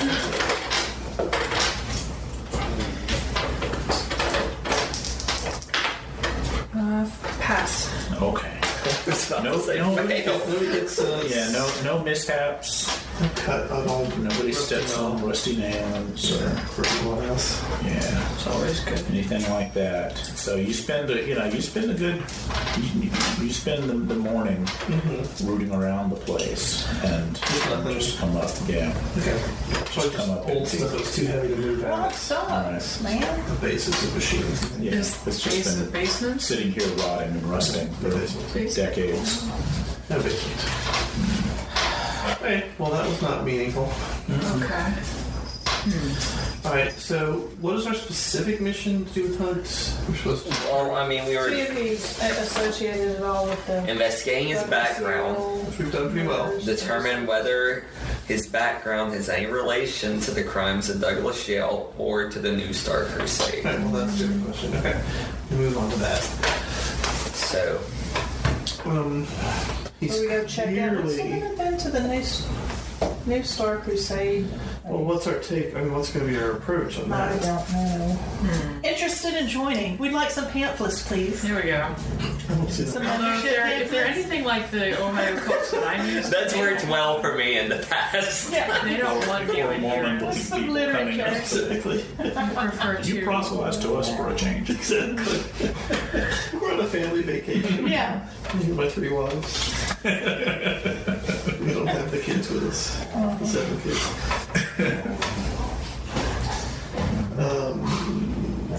Well, I don't know, but we're gonna have to Big love. make That was contact that with show. them. Did you watch that show? Well, I saw parts of We it. watched all the way through. It was good. Yeah. I enjoyed it. Well, you might be the one to actually do the connecting. Who, me? Yeah, why don't you say that you want to write a book on them? Oh, there you go. Been Try to talk to researching movements. Danon. Ignis. And I'm a librarian, so I can pretend to have friends in the publishing industry. I might actually have friends in the publishing Yeah. industry if only interns. Okay. Well, let's head over there. I think that since this isn't coming out. Well, I don't think we should show up. I think Okay. you look weird. Yeah, you Well, then too. we'll go. You two go.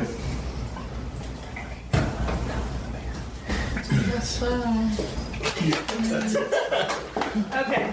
All right. Well, we'll leave you two loud Me and birds in the hotel. yes.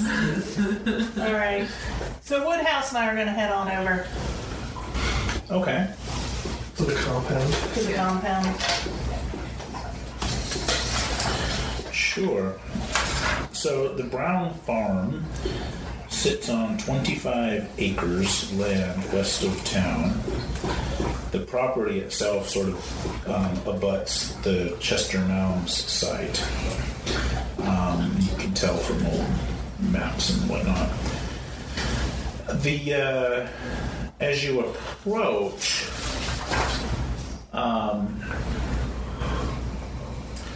there's like a gated entrance on the drive, the road, like the road. It's like a whatever gravel road that leads up there, leads up to it. But as you approach, there's a really simple kind of gate that's been set up there, and it's for cars. I mean, it's not like there's a fence around the whole compound.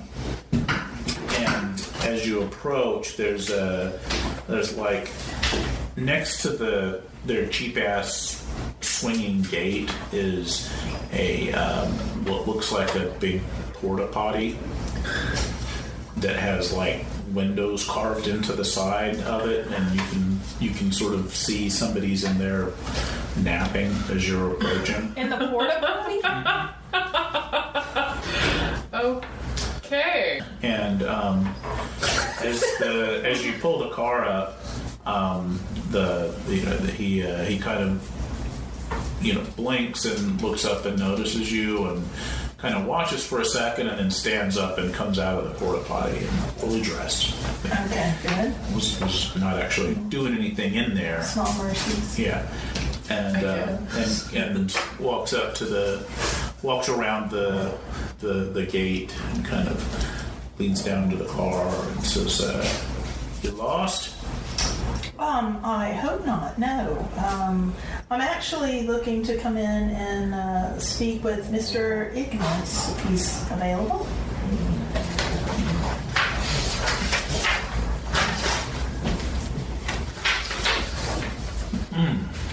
who are you two? My name is Penelope, and I'm an author and professor. And we've been here in town for a little while, and I'm actually researching a book on the town, and I know that he's a figure around town, so I'd like the opportunity to speak with him. And you? Oh, I'm her publishing contact. Publishing contact. Yes, my associate. Well, just a second. And he goes in, and you know, this is somebody that looks kind of, you know, run down, and slovenly, and not slow, like mentally slow, as much as just sort of not quite all there. And so he goes back over to the porta potty and like opens it up and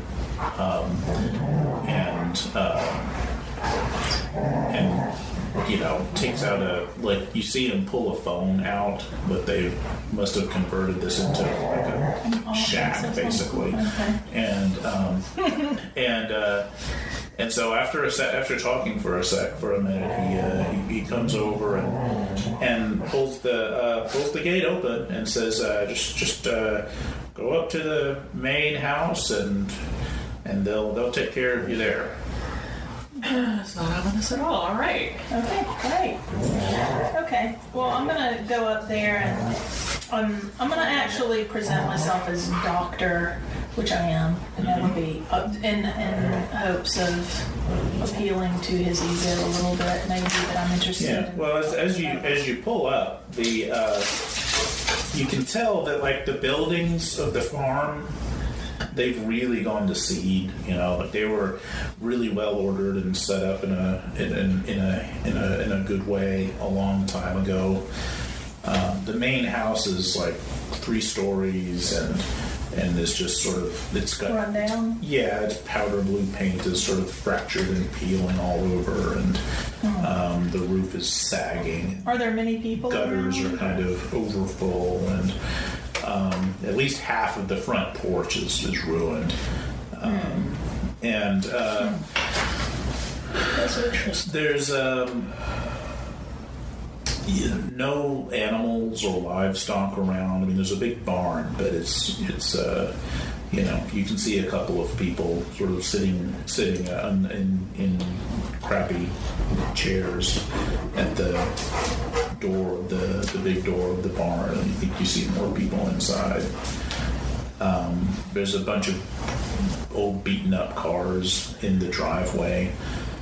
Most of them are like overflowing with supplies, dry goods, you know.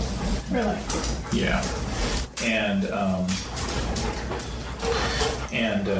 So as you pull up, somebody comes out the front door of the house, and you know, the sort of, you know, I don't know, down on her heels looking woman comes out of the front house and kind of looks you over and gives both of you the stink eye and says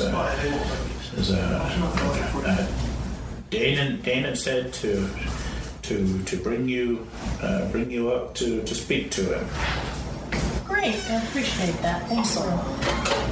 She brings you into the house, and inside, you know, it's just as kind of Not much better. Yeah, it's just as kind of degenerated indoors as it is outdoors, and clearly nobody's bothering to actually take care of anything around here, and hasn't for a long, long time, for all the money that he's accumulated. And what are you, like, I don't know, what's your demeanor, interest level? What are you watching for? You tell me kind of how you're acting. I'm looking around for anything that seems related to what we might have seen previously, anything that stands out in the dilapidation. I'm going to adopt a demeanor of polite interest. Looking around, I'm looking in particular at, are there any paintings? things that are talking to us? Are there any stairs that descend into cities unknown? Are there any? I'm essentially looking. There's stairs leading down into shadows unknown, and there's probably a door down there that might pretend to be a cellar door.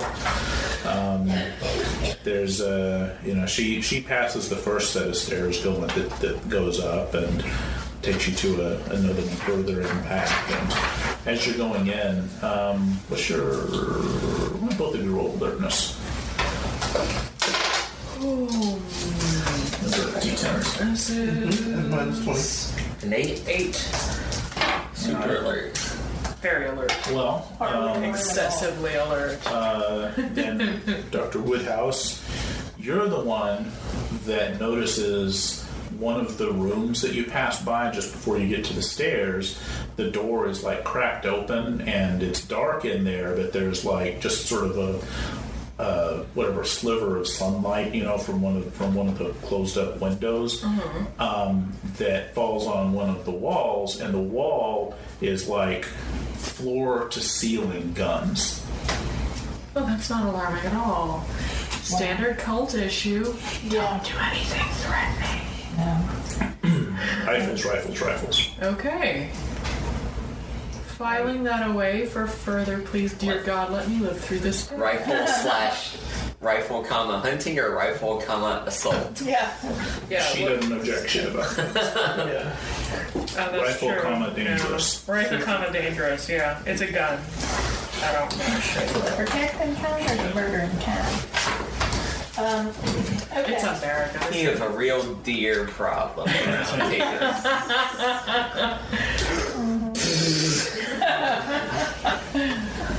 All right. Well, all right. So, I'm up the stairs, or are you trying to tell her about that in some way? I will give her a significant glance, but I'm not going to say anything with this dour woman right here. Yeah, so she gives you a significant glance that you don't have any way of knowing how to interpret. She's like... And so up the stairs, and then up the stairs some more, and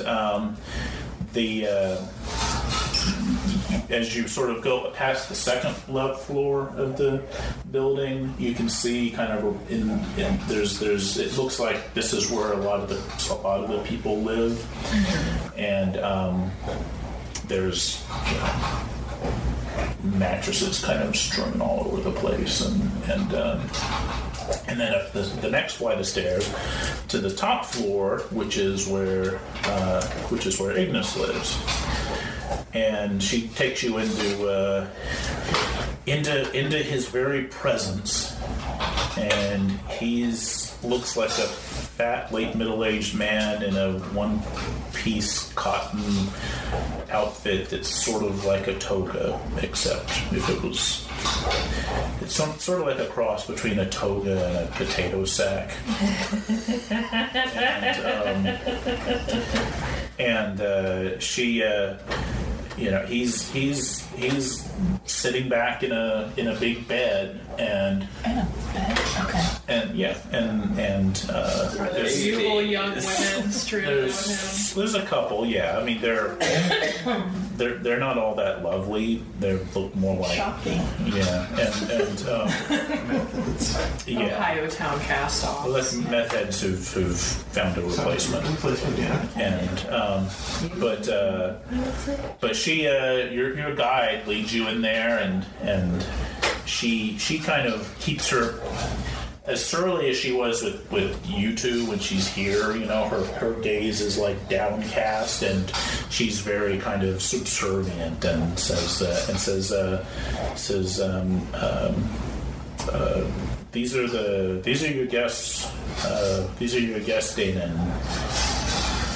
and she repeats your names. Mrs. or Dr.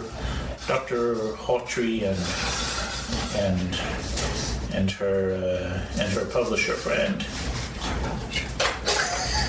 Yeah. Miss Woodhouse. And so he kind of blinks and looks the both of you over, and then kind of stirs and comes for, gets off the bed and stands up and kind of straightens himself out and says, "Welcome to my home." Whatever it is. And he kind of smiles, and he has this kind of kind of impish smile, like he knows what a crappy appearance he's making, and and can't we all laugh about it, kind of a thing, and encourages you both to to have a seat with him at the table, and goes over. There's like a little kitchen table that's been moved up here and set up in a corner. Actual chairs on the bed. Okay. It's not time for that yet.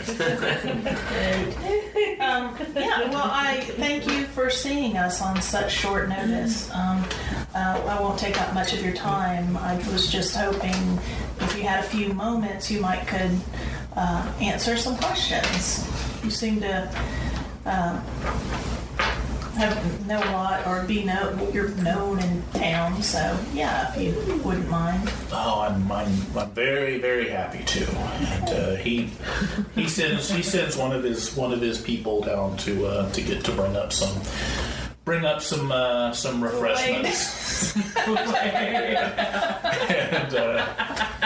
and I'm not drinking it. Yeah. Okay. So how good looking are your two characters? I'm more like terrifying librarian than attractive. Yeah, I mean, I'm 42, kind of... Charismatic. Yeah, I'm very charismatic. Yeah, you've got a 15 charisma, so there's something compelling. There's something going on. Well, might be a fake accent. He kind of... Yeah, I mean, Woodhouse, it stands out to you that he kind of seems equally interested in both of you, and which is unusual. Yeah, and right, and so, but he's so he kind of asks what brought you here, and and seems really curious, what you do for a living, since he knows that she's writing a story, and he's really good about making eye contact and being engaged and very present and kind of interested. Being a good cult leader. Mm-hmm. Gotcha. I defer with icy pleasantries to my dear friend. I'm just gonna start in by saying that actually came to do some research on the town, and found out, actually stopped by the museum and found out a lot more about the interesting character here, Arthur Hunt. I don't know if how familiar you are with him at all, but he certainly seemed interesting, didn't he? He did. Terribly interesting. What do you think, sir? Oh, well, certainly. I think, from what I've heard, I think Mr. Hunt was inspired at the mounds, perhaps in the same way that I was, and really, and like a couple of his little women over there kind of go, praise the old ones, kind of softly, and he nods and says, oh yes, well, of course Arthur Hunt, he set out to use his gifts to enrich himself and launch big companies and fund wars around the world and outside of town, and that I've seen the truer mission that to fulfill. Really? Well, what is that exactly? Well, we we here at the here in the shadows of the great mound, we serve the old ones who are coming back someday to usher us into a greater world, the world that they've created for themselves far away. And the two women go crazy old ones, and he says that they on from time to time, with my guidance, my people that have come to me here go with me to the mounds where the three great serpents touch, and we carry out the great rituals, great works to both bring the old ones down, to encourage them to come down, and someday, as our voices echo, they'll echo loud enough that will bring them down into our presence, and at the same time as we're calling them down, to keep the evil in the mounds down where it should be. That's interesting. What kind of evil is in the mounds? It's an ancient force that I dare not describe in detail. It's been there for longer than we've been recording histories. But my people, before in the old days. In the old days, in my first lives, my people built the mounds to keep them there and hold them in place and keep their evil buried. Do you feel like it's my responsibility now to carry on that work? And you feel like perhaps Mr. Hunt used that power for less than benevolent purposes? Maybe he would. Oh, I wouldn't venture a guess there. I don't think he came to the mounds with the same gifts that I did as a reincarnation of one of the spirits of our great people. But there are certainly powers at work in the mounds that might have awakened him in some way. That's very interesting. What about those rituals he was talking about involved bumping uglies in a truck? Well, not in a truck, out on the mound, obviously. Anyways, yeah, they bring up your Kool-Aid. Okay. Thank you very much. Graciously thank them for that and not touch it at all. No thank. That's very refreshing. I'll politely have a little sip. I'll politely pretend to have a little sip. Not to bring up any nasty business, but I just find it fascinating that one of the members of the New Star Crusade was excommunicated. And not to bring up a nasty business, but it is interesting, and it would make an interesting part of this article if you could expound a little bit on your association with Douglas Yale. Oh, well, yes. I mean, excommunicated is the wrong word. We're not the Catholic Church here by any means. But he was with us for a while. But he was a disturbed man, as everyone learned to our horror eventually. But yes, he came to us, and from the beginning he seemed enthusiastic about learning what we could teach him, but he just became more and more angry and filled with spite. And do you feel like something brought that on? I mean, if he became increasingly angry here, was there some interactions he had with somebody, or Did he? No. It was nothing here. When he came to us, he was like that. So nothing exasperated it? Did you notice, like at the mounds or anything? Did he ever behave oddly or? He was fascinated with the mounds, of course, as we all are. But and as I'm sure you know, the first real trouble that anyone caught him in was at the mounds as he was digging into them. I think it's entirely possible that one of the old evil spirits there might have found such a willing mind that it was able to touch him in some way.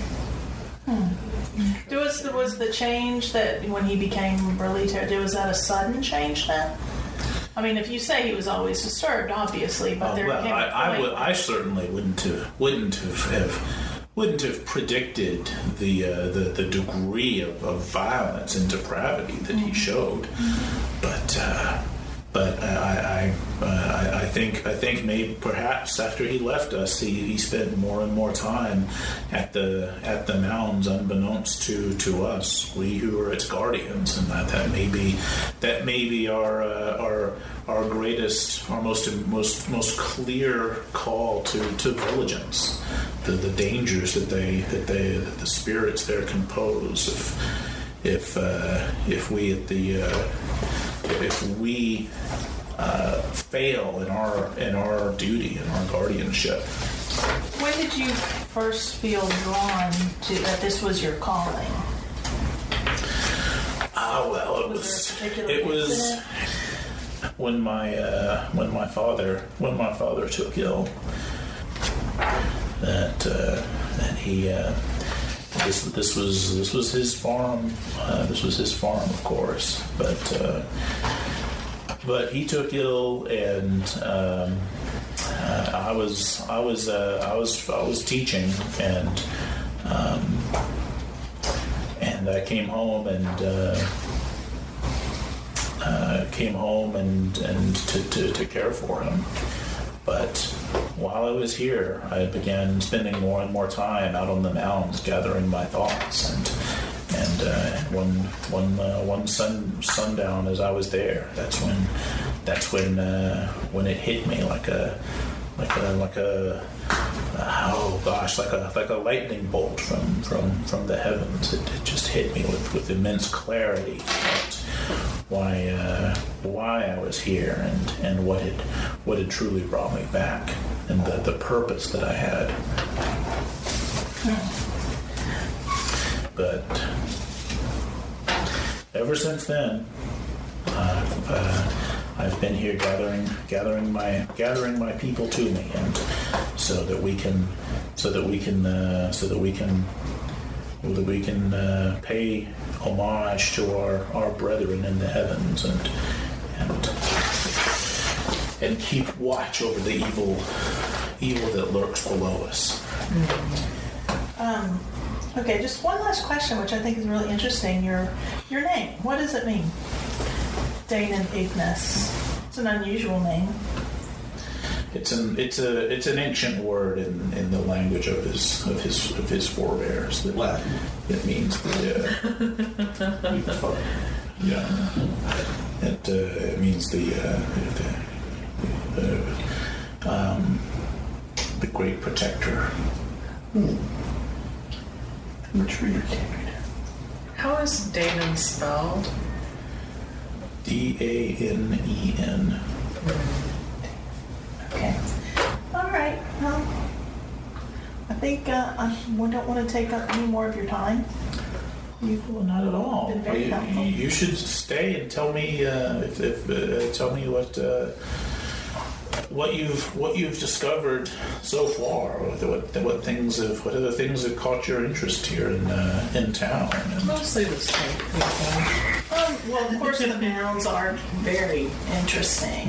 Yes. Learning about the layout, just trying to find out more about that, and of course, Arthur. learning more about Mr. Hunt, which we find him just fascinating. And of course, all the business with Douglas Yale, which was just terrible and just really, really awful. So yeah, we're just trying to learn as much as we can that would be of interest. Okay. Well, he's going to do his best to keep you interested and talking and hanging out and proving himself to be fascinating and intriguing, until hopefully you both find yourselves kind of intrigued by him and attracted to him despite all appearances. Well, But he's managed to do this with other people, seemingly. Yeah, speaking of which, maybe a couple of persuade rolls. Okay. Me or her? No, both of you. My persuade sucks. My persuade failed. Give Terrible. yourself a check I mark.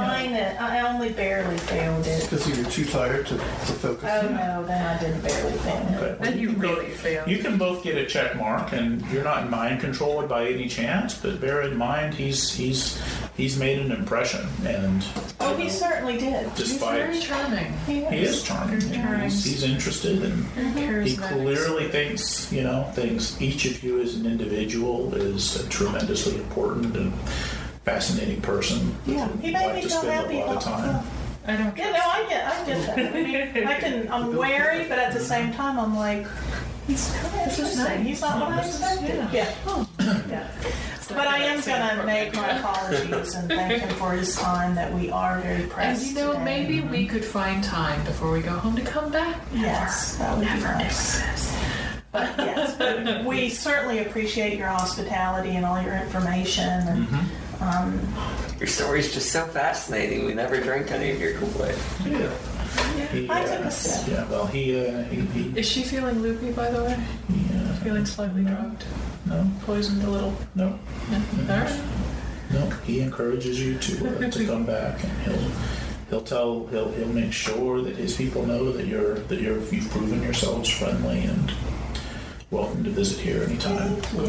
Thank you. Good. All right. Yeah. All right. So we'll take our leave. And you're probably more in a hurry to get out because you're still probably haven't been able to forget about the Not even a little bit. not Okay. for a So heartbeat. yeah, I'm just gonna kind of walk downstairs, take a look around. Smiling at everyone. And what did you give him? You give him your own names, right? Yeah. Yeah. Okay. I'm an anthropologist. They are what they say they are. Yeah. Basically, not you, but Well. close. I know people who are in the publishing industry. I know people who know people who have known people. Yeah. I know authors who have agents. Not published. I also have a pre-publisher. I've read books by authors who have agents. All right. But, Well, you want as to soon make as a we're note on as the, to where you are and what you're wanting to yeah. pursue. As soon as we're on the main road and like driving away, and I'm sure that they're not like. Yeah. I'm gonna tell you, look, they had enough guns to kill this entire county. What?